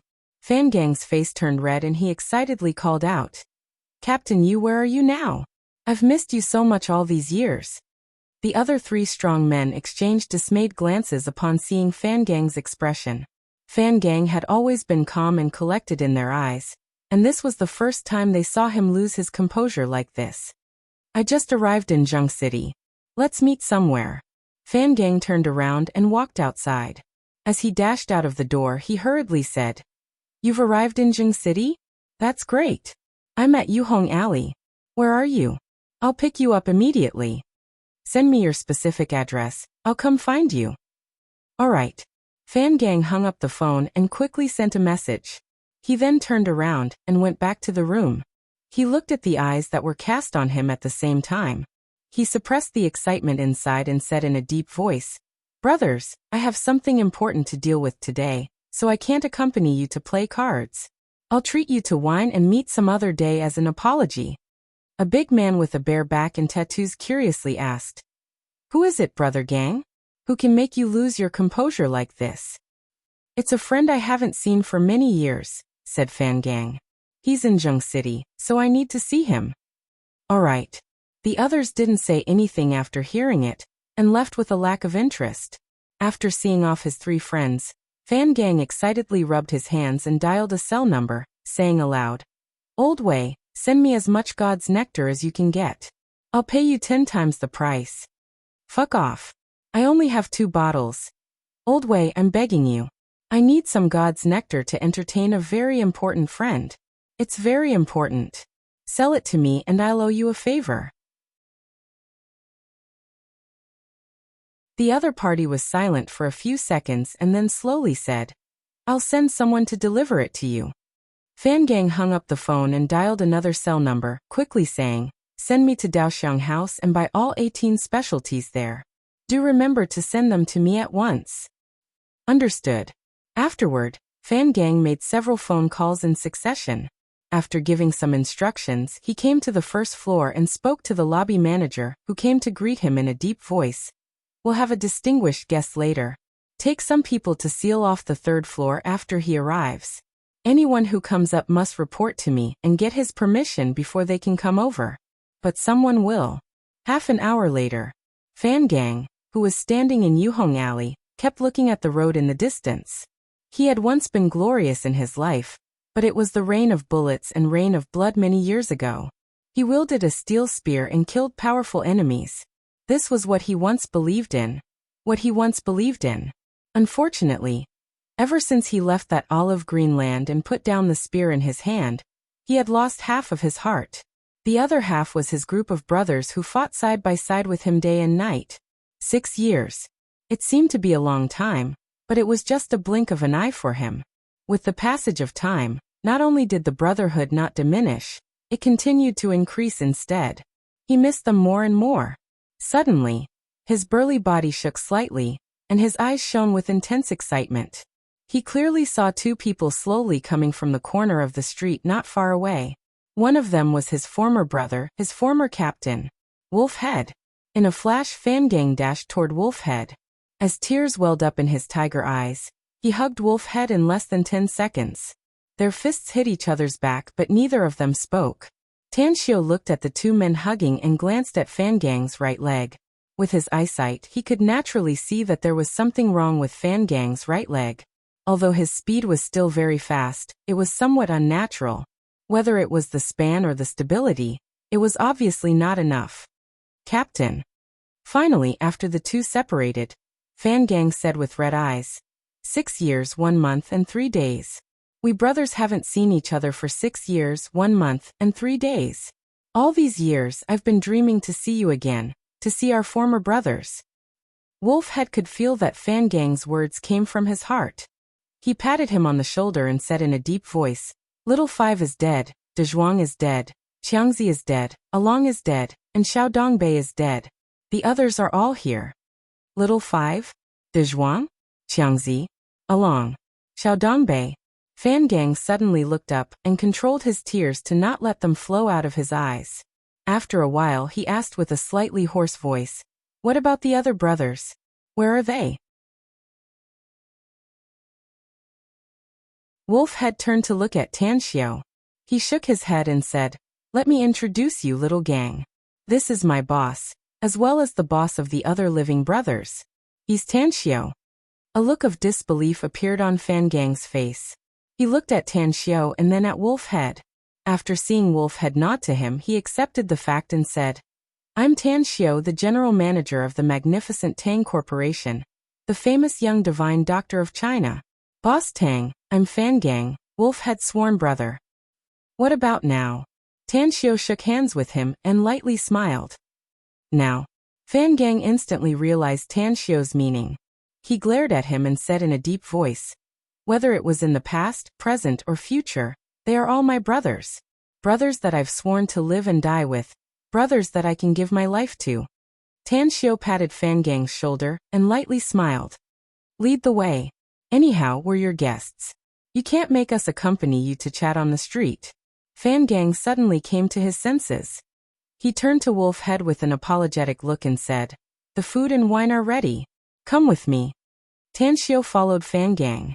His eyes glanced at his leg again and said, If my guess is correct, your right leg should be a prosthetic one, right? Fan Gang's expression turned stiff and he silently nodded. In the past, he wouldn't have been discharged from the army early had it not been for his right foot and leg being blown up when he was carrying out a mission abroad. This matter had simply become a sore point in his heart, and had always been a pain in his heart.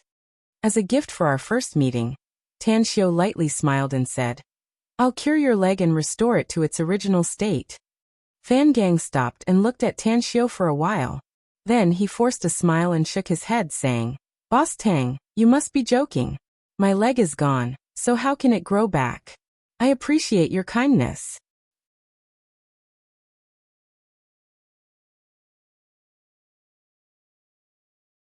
Chapter 11:23. Tan Xiao let out a faint smile and didn't emphasize that he could cure Fan Gang's leg. It was either he believed it or he didn't believe it. The opportunity had come, but Fan Gang could only blame himself for not grasping it. On the 3rd floor of the Shushenjiao Express Hotel, the spacious and bright general manager's office was no longer in a mess like before. For cleaners had cleaned the office nonstop, and the entire office was now clean and tidy. Even the floor was spotless.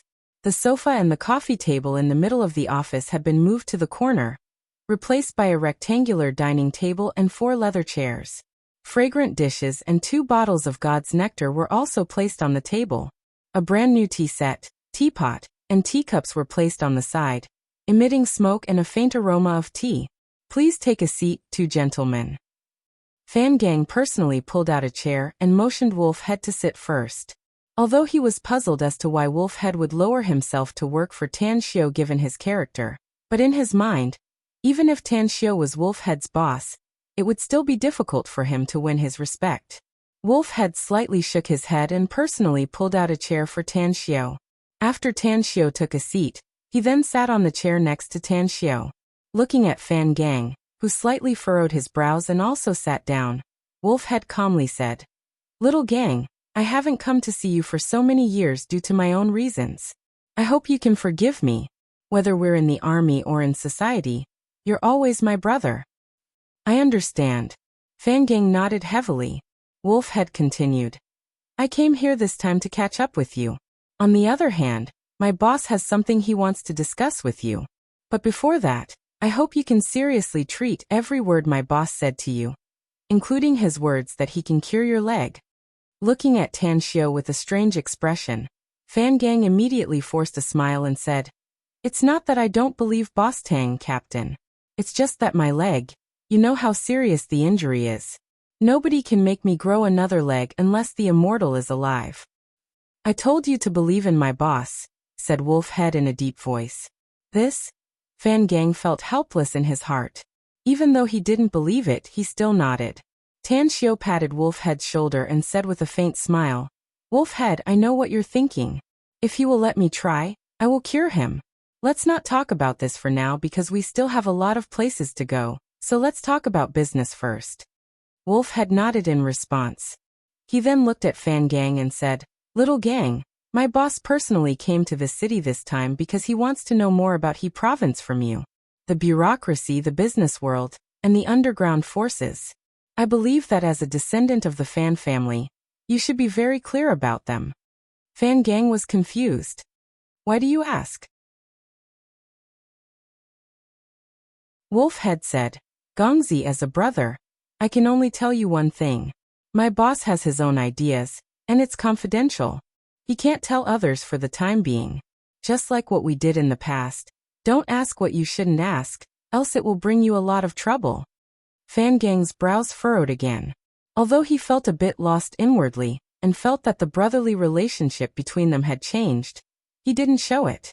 He just looked at the brotherly relationship between them and slowly said, The forces in He province are very complicated, and the network of relationships is even more complicated. Some people have eyes and ears, and some families have deep heritage. Add to that the political officials behind them. In short, it's too difficult to explain everything clearly. Even if I'm well informed and have a good understanding of Zheng City, I still can't fully understand the situation in the whole province. Can your Fan family be ranked in the top 5 in He province? Asked Tan Xiao. Top 5? Fan Gang wore a strange expression and let out a dry smile. Let alone the top 5, it's already good enough to be ranked in the top 20. A disappointed look flashed in Tan Xiao's eyes as he said, Tell me about the top 5 families in He province according to what you know. Fan Gang pondered for a moment and shook his head. I can't say the exact top 5, but I can say the top 3. The number 1 family in He province, the Zhu family, has many descendants and ancient martial arts experts. Whether it's the business world or the political world, their descendants can be seen everywhere. Even in the surrounding provinces, their shadows can be seen. Therefore, the Zhu family deserves to be the number 1 family in He province. The Yelu family can be ranked second because their land is in Xian City. The big boss of Xian City is a member of the Yelu family, and the Xinfeng Tower is their property. They are involved in countless industries, and their speed of making money is also terrifying. The floating snow chateau, the villa master is unknown, and the vice master is Xuemeng Dai. More than 70% of the entertainment and transportation industries in He province are under the floating snow chateau's control. The biggest security company in He province also belongs to them. Rumor has it that every city in He province, from the big ones to the small ones, the Public Security Bureau chief's position is inextricably linked to the floating snow chateau. These 3 families have deep foundations, but I'm not sure to what extent. What I'm sure of is that they have their own armed forces and a large number of ancient martial arts experts. Tan Xiao's eyes flickered as he watched Fan Gang finish his explanation. He didn't pay much attention to the first and second families, the Zhu and Yelu families, but he was a bit curious about the floating snow chateau because there were many uncertain factors in Fan Gang's introduction. Even Tan Xiao could clearly see that there was something wrong with the floating snow chateau. If it wasn't attached to other forces, then this floating snow chateau could be of use.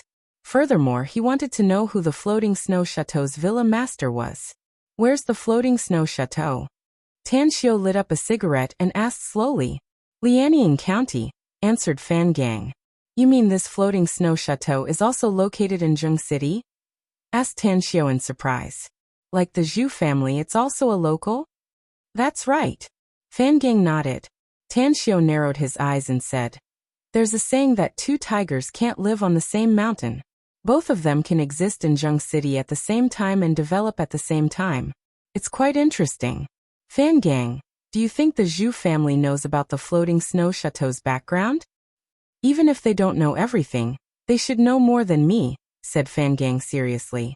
The Zhu family is very domineering and had some conflicts with the floating snow chateau in the past.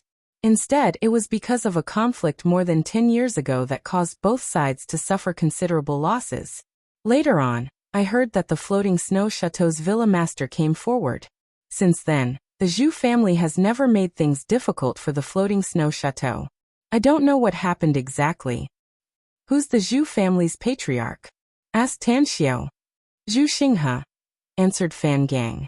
Tan Xiao got up and patted Wolfhead's shoulder, saying with a faint smile, "It's not easy for you brothers to get together. Have a few cups of wine. I'm going to take care of something. We'll stay here tonight." All right. Wolfhead knew what Tan Xiao was going to do, so he nodded without a word. Inside the office, Fan Gang's eyes retracted from the door where Tan Xiao disappeared. After 4 or 5 minutes, he looked at Wolfhead and forced a smile. "Captain, I really didn't expect that you'd become someone's bodyguard." "I'm not a bodyguard." Wolfhead shook his head. Fan Gang raised his brows and asked, "Then what is it?" Wolfhead was silent for a while and then said, "I'm different from you. I've been an orphan since I was a child and joined the army when I was a teenager. I've been accustomed to the hail of bullets and going through fire and water all these years. Only by following him can I return to my former life." Fan Gang abruptly got up and incredulously said, "What did you say?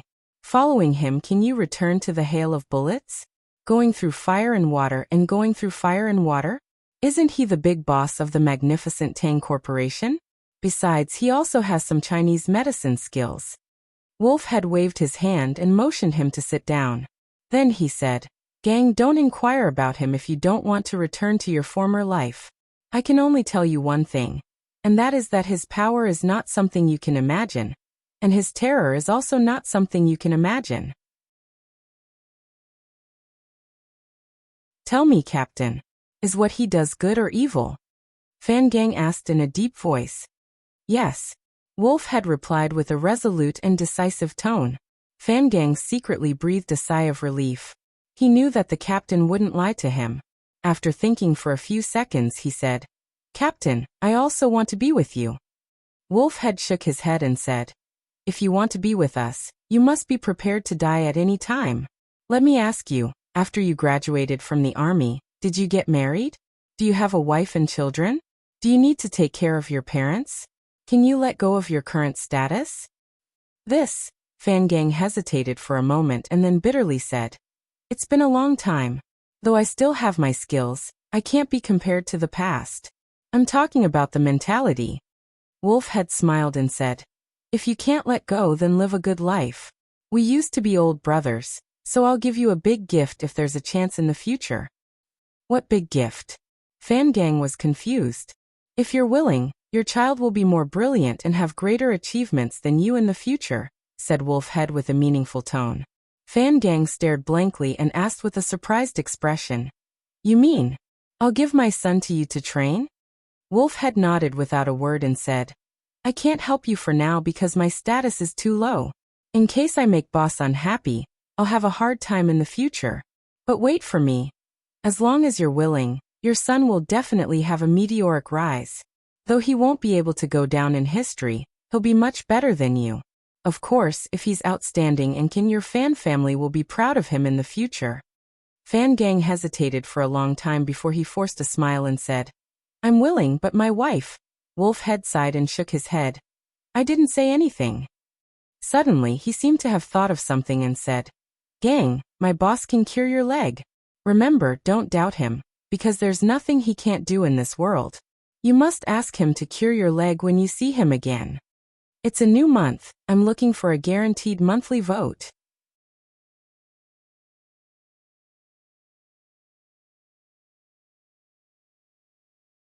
Chapter 1124.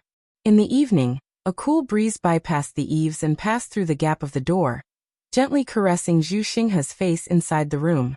Even the strands of white hair in front of his temples were slightly fluttering. At the Zhu family's manor, it was the most heavily guarded place in the entire Zheng city, just like the inner courtyard of the imperial palace in ancient times. Open sentries and hidden sentry posts were everywhere. Even for a martial Dao grandmaster with a decent lightness skill, It was extremely difficult to sneak into the Zhu clan's villa without a sound. Zhu Xinghe was now 60 years old, but his body was still strong and healthy, with a pair of wise and far-sighted eyes on his ruddy face. It could be said that the Zhu family could develop to its present scale and become the #1 family in He province mainly because of his own hard work. Who's there? Zhu Xinghe, who was quietly reading a book, suddenly shouted with a changed expression. At the same time, he grabbed a sharp dagger in his hand and held it in a backhand grip, his eyes focused on the closed door. Creak. The door was gently pushed open and Tan Xiao, who was wearing a black casual outfit and a bronze mask, strode into the room. A smile was revealed in his eyes when he saw Zhu Xinghe's action. Zhu Xinghe? You're the Zhu family's patriarch, right? Zhu Xinghe coldly stared at Tan Xiao. He didn't immediately notify the family's guards because he was perfectly aware of one thing. This man was very powerful since he could come here without anyone noticing and stand in front of him. There was also someone like him in the past who appeared in front of him without alerting the family's guards. Although it was only once, this man was indeed very powerful. Who are you? Tan Xiao strode into the room and closed the door. He then grabbed a chair and put it in front of Zhu Xinghe and lightly said, "It doesn't matter who I am. I don't have any intention to kill you either. I took the liberty to come here this time to ask you a few questions. I'll leave as long as you answer me honestly and give me a satisfactory answer." Zhu Xinghe slightly furrowed his brows and lightly said, "There was also someone like you who stood in front of me without making a sound, mister." But she still introduced herself as it's the most basic courtesy. "If you want me to answer your questions, no problem, but I need to know who you are." Tan Xiao lightly said, "If you know my identity, it will bring you a lot of trouble, and even a lot of trouble to your Zhu family. Even so, you still want to know my identity?" "My family has never been afraid of trouble," said Zhu Xinghe in a deep voice. "Are you sure?" Tan Xiao's aura surged out in an instant, directly suppressing Zhu Xinghe as he sneered. Zhu Xinghe's expression changed drastically. He struggled to get rid of this terrifying pressure, but what shocked him was that even though the true qi in his body surged crazily, and he almost exhausted all his strength, he still couldn't move an inch. This person, how terrifying, even more terrifying than her in the past. Tan Xiao asked again, "Are you sure?" Zhu Xinghe fell silent. Although he could speak now, he didn't dare to persist. Given the terrifying strength of the other party, he was afraid that he alone could kill all the guards of the Zhu family in one night, including all the members of the Zhu family. After a long while, with a bit of helplessness and bitterness, Zhu Xinghe slowly asked, "What do you want to ask?" Tan Xiao retracted his aura and crossed his legs. He then took out a half-pack of cigarettes and lit one up. Afterward, he threw the remaining pack to Zhu Xinghe and lightly said, "Your Zhu family is the #1 family in He province. I think it's not only your strength that's powerful, but also your intelligence network. You're in a high position, so you should have met that person before. The main purpose of my visit this time is that I hope you can talk to me about the floating snow chateau." The floating snow chateau? Zhu Xinghe's expression slightly changed, and he forced a wry smile. "You're the same kind of people. Why do you have to make things difficult for an ordinary person like me? If there's any feud between you, I'll trouble you to solve it yourself. Of course. Our affairs won't affect you or your Zhu family," said Tan Xiao. "I just want to get some information. After all, we all know that knowing the enemy and knowing yourself is the key to victory in every battle. Are you and the floating snow chateau enemies?" asked Zhu Xinghe. Tan Xiao stretched out a finger and shook it. No. I can't be sure that the floating snow chateau is my enemy. Answer me, Zhu Xinghe. Who is the floating snow chateau's master?" Zhu Xinghe was silent for a moment and slowly said, "Shui Wuhan." "Be more specific," said Tan Xiao. "Shui Wuhan. She's a woman. I don't know what she looks like. I've only seen her once in my life," said Zhu Xinghe. "At that time, she wore a bronze mask just like you and appeared in front of me. She's very strong. The aura she released at that time was slightly weaker than yours, but the gap wasn't big. As for the rest, I don't know." "You mean, she came to see you personally because of the friction between you two?" asked Tan Xiao. Zhu Xinghe instantly realized that this mysterious man must have investigated him and the floating snow chateau before coming here. That's right. So, you mean that she's also a cultivator? Tanxiu nodded. Apart from cultivators, who else can have such formidable strength like you? Zhu Xinghe forced a wry smile.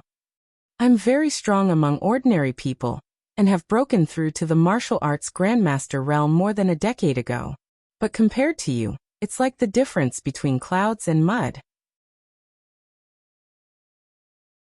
Tanxiu quietly pondered for a few minutes and then asked again, what's the special characteristic of this person? She's tall and wore a white dress. The only special characteristic is that she was barefooted, said Zhu Xinghe. I saw it very clearly at that time. Tanxiu narrowed his eyes and nodded. Tell me about the floating snow chateau's situation. Zhu Xinghe nodded and said, the floating snow chateau is known as the third major force in He province, but that's not the case.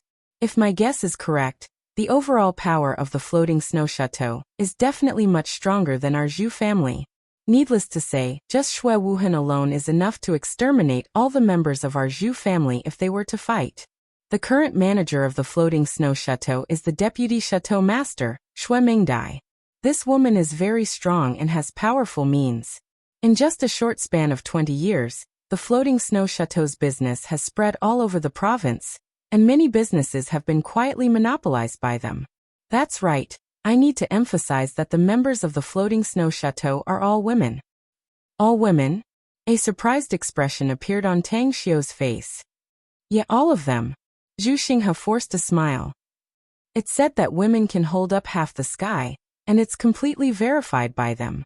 Those women may have some men under their control, but those men only work for them, and are not members of the floating snow chateau. As far as I know, there's only one man who can step into the floating snow chateau in the past few decades, and it happened a few months ago. Who's that man? Tanxiu's expression shifted and he asked. I don't know much about him. I only know his name, Chu Yuan, answered Zhu Xinghe. Chu Yuan? A handsome face emerged in Tanxiu's mind, along with his elegant appearance. He was once the successor of the Imperial Garden in Shanghai, a famous business genius in Shanghai, a member of the occult sect, and a former pursuer of Shuiyu. However, how could he enter the floating snow chateau? Could it be that some woman in the floating snow chateau has taken a liking to him? The thought of this possibility made Tanxiu immediately smile and he asked, is there anything else about the floating snow chateau? Something very special. Zhu Xinghe shook his head and said, we may be in Zheng City, but the floating snow chateau has hidden itself too deeply, and is very low-key. Those who are exposed to the outside world are those who work for the floating snow chateau. Even I don't know much about the members of the floating snow chateau.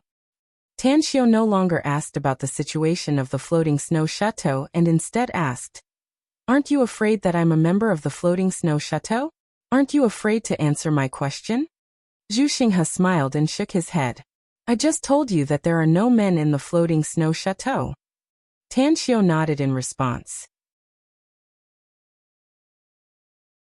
The door instantly opened and Tanxiu, who was sitting on the chair, disappeared into thin air.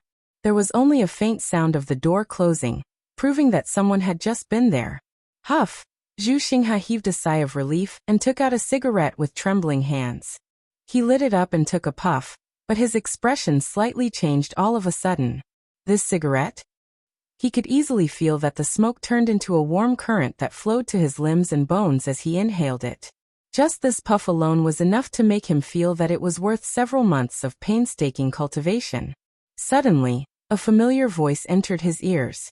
Inform your Zhu family's intel operatives to stay dormant. Tell them not to deliberately gather any intel or investigate anyone for the next 6 months. Zhu Xinghe's expression changed, and a look of awe appeared in his eyes. He stood up and cupped his fists, saying, this Zhu Xinghe dares not disobey your command. The Zhus will no longer pay attention to intel for the next 6 months. Whoosh! Whoosh! Whoosh! Several figures flickered lightning fast and instantly appeared outside the door. As the door was pushed open, a middle-aged man in a black training suit, and carrying a long saber on his back vigilantly glanced around. Then he respectfully cupped his fists and said, "What happened, patriarch?" Zhu Xinghe walked out of the door and observed the surroundings a few times. Then he forced a smile and said, "Some guests just came." Everyone's expression changed, revealing a look of shock. "Is it the one from the floating snow chateau again?" exclaimed the middle-aged man in a low voice. "No. It's someone more terrifying than her." Zhu Xinghe shook his head. The few of them exchanged dismayed glances, and suddenly felt a chill run down their spines. The one from the floating snow chateau had given them a huge shock and awe a decade ago. They didn't expect that someone more powerful than her would appear now.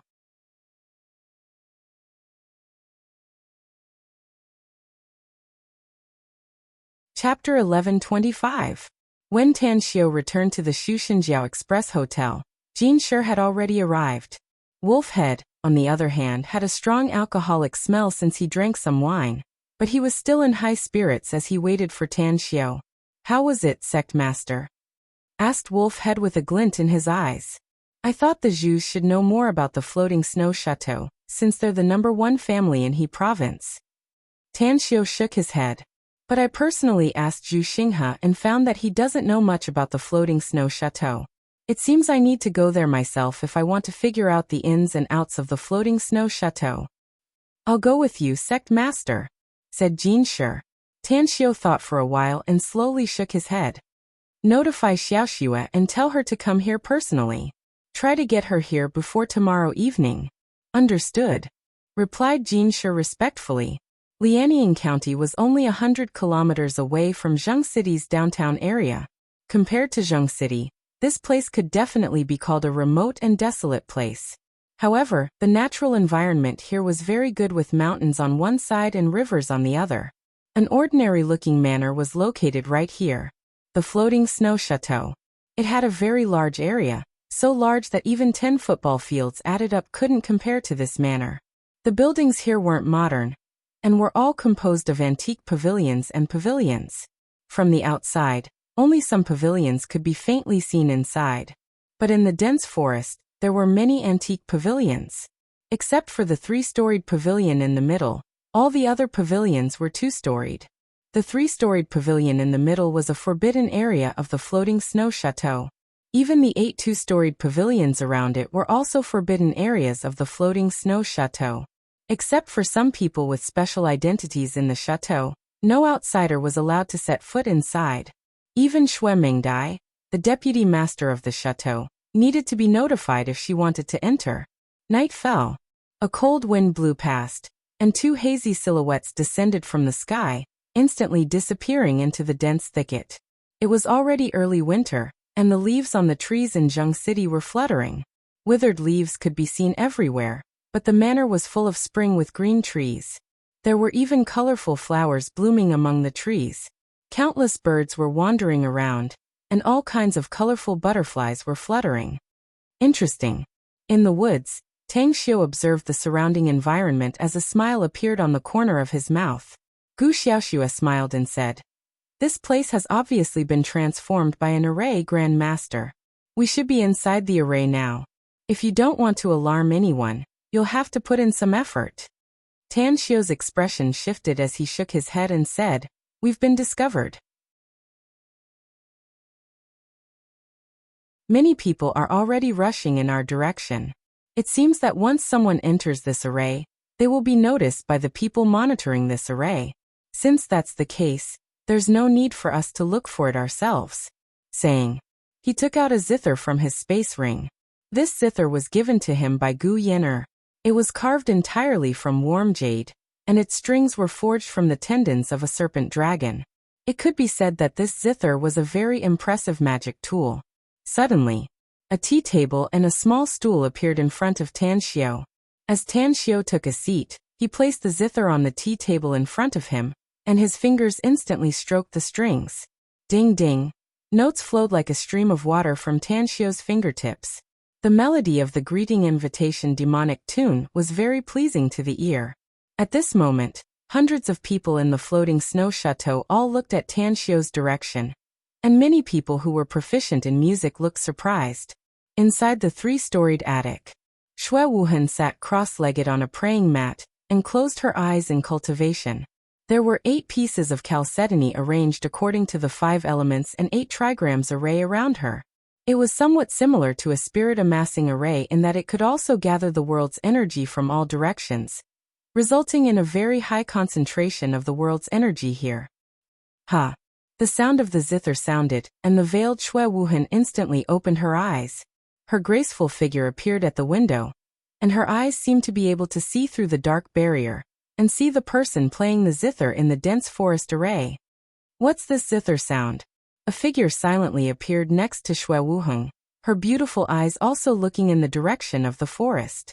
Xue Wuhan slightly tilted her head and said, "This man has a very high attainment in music, at least much higher than me. His zither skills have almost reached the pinnacle. I've only heard it from you before, but no one else can compare to him." Alas! Han Qinggu sighed faintly and said, "Just go. He didn't come here for me. I'm afraid the one he's looking for is you." "You know who he is?" asked Xue Wuhan in surprise. "Apart from him, there's absolutely no one else in the world who has such zither skills," said Han Qinggu. "Wuhan, remember my words. You must try your best to agree to whatever he wants. You'd better be respectful in front of him, and don't make him unhappy." Xue Wuhan was slightly startled and incredulously asked, "Taoist Han, is he very terrifying? What's his identity?" "You'll know his identity later," said Han Qinggu with a forced smile. "But I can't tell you whether he's terrifying or not. I can only tell you that his strength is not below mine." "I understand." Xue Wuhan slowly nodded. "But I'm curious. Since you know each other and met in my floating snow chateau, why don't you go see him?" "I've been dreaming to see him, but I'm afraid he'll never want to see me," said Han Qinggu faintly. "Since he doesn't want to see me, why should I go there and make him unhappy?" Xue Wuhan instantly realized that Han Qinggu had a very special relationship with the zither player. Otherwise, it wouldn't be a problem for Han Qinggu to see anyone she wanted given her terrifying strength. Whoosh, a beautiful figure flashed, and in just a few breaths, Xue Wuhan appeared in the dense forest array. Her eyes instantly fell on Tan Xiao, who was playing the zither. She immediately recognized Tan Xiao's identity. Back in the Himalayas, she had disguised herself and participated in the siege operation against demonic beasts. She had seen Tan Xiao's elegant demeanor at that time. She had always been a proud and arrogant woman, yet she couldn't help but be secretly tempted after meeting Tan Xiao. Unfortunately, she had sent some people to investigate Tan Xiao, and learned that Tan Xiao had a lot of female friends. Therefore, she could only secretly feel regretful, and cut off the throbbing in her heart. After a while, her eyes fell on Gu Xiaoxue. Even though she was a woman, she still felt a bit stunned. The song ended. Tan Xiao slowly looked up. As his eyes swept over the barefooted woman in front of him, the zither, the tea table, and the stool were instantly put into his interspatial ring. He cupped his fists and said, "Please forgive me for taking the liberty to visit." "It's my honor to have Taoist Tang here," said Xue Wuhan with a smile. "Do you know me?" asked Tan Xiao with a smile. "It's been a while since we last met in the Himalayas." Xue Wuhan nodded. "But Taoist Tang's graceful bearing has always lingered in my mind." Tan Xiao tried his best to recall, but he couldn't recall seeing the floating snow chateau's master in the Himalayas. He secretly shook his head and said, "You must be joking, Chateau Master Xue. I really didn't expect that there would be a place like the floating snow chateau here. May I know which sect or school Chateau Master Xue belongs to?" "I don't belong to any sect or school." Xue Wuhan shook her head and said, "My family inheritance has been passed down to me for 12 generations. Tan Xiao nodded and said, "A small hermit hides in the mountains, while a big hermit hides in the city. It seems that Chateau Master Xue is a very powerful figure. Even this array you arranged is quite extraordinary." "Please don't praise me, Taoist Tang." Xue Wuhan forced a wry smile and said, "I felt ashamed when I saw the array you arranged in the Himalayas. I think if you want to, I'm afraid that you can destroy my array in an instant." Tan Xiao let out an indifferent smile, and didn't deny it. Instead he asked, "Are you really a rogue cultivator, Chateau Master Xue?" "That's right." Xue Wuhan nodded. "Do Do you have any relationship with other cultivation sects or other forces? Asked Tan Xiao again. I don't like to show my face in public and hate troublesome things. Shui Wuhan shook his head. Especially in the last few decades, I've hardly paid attention to the worldly affairs, and have only left the manor twice. Hence, I don't have any relationship with other forces. That's great. Tan Xiao nodded. May I know what orders do you have for me, Taoist Tang? Asked Shui Wuhan. I don't have any orders. I just want to discuss a deal with you. I won't let you suffer a loss if you agree, said Tan Xiao with a light smile. What kind of deal? Asked Shui Wuhan. A cultivation art that can allow one to cultivate to the immortal stage, a batch of pills that have a great effect on cultivators, and an immortal sword. I want to make Manor Lord Shui mine, said Tang Xiao. What do you think? Shui Wuhan's eyes glinted and he shot a deep look at Tan Xiao. Then he said, no wonder someone told me not to be enemies with Taoist Tang. He also told me to try my best to satisfy your needs no matter what. It seems that Taoist Tang is much more terrifying than I thought. Do you agree to it or not? Asked Tan Xiao. To be honest, Taoist Tang's conditions are very tempting, said Shui Wuhan. Even I, a cultivator who has just barely broken through to the golden core stage, can't help but be tempted. It's just that I don't like to be constrained, so please forgive me, Taoist Tang. Everyone has their own aspirations, so I won't force you. Tan Xiao nodded. It's a pity that I have a way to help you ascend and become an immortal, but you didn't accept it. Shui Wuhan shook his head and said, it's not that easy to ascend and become an immortal. Taoist Tang has yet to ascend and become an immortal, no? I, Tan Xiao, don't like to boast. Tan Xiao smilingly said, I wouldn't have said it if I didn't have the confidence to help you become an immortal. If you follow me, your future stage won't just be on Earth. If you refuse, you'll have to rely on your own efforts to go further in the future. You're tuning in to the Li Mei's Wuxia Whispers YouTube channel. We're so grateful for your support, and don't forget to subscribe to join us on this incredible journey through captivating stories. Your generosity through donations truly makes a world of difference, as it's the primary source of revenue that allows me to expand and enhance this channel for you. Thank you from the bottom of my heart for being a part of this adventure.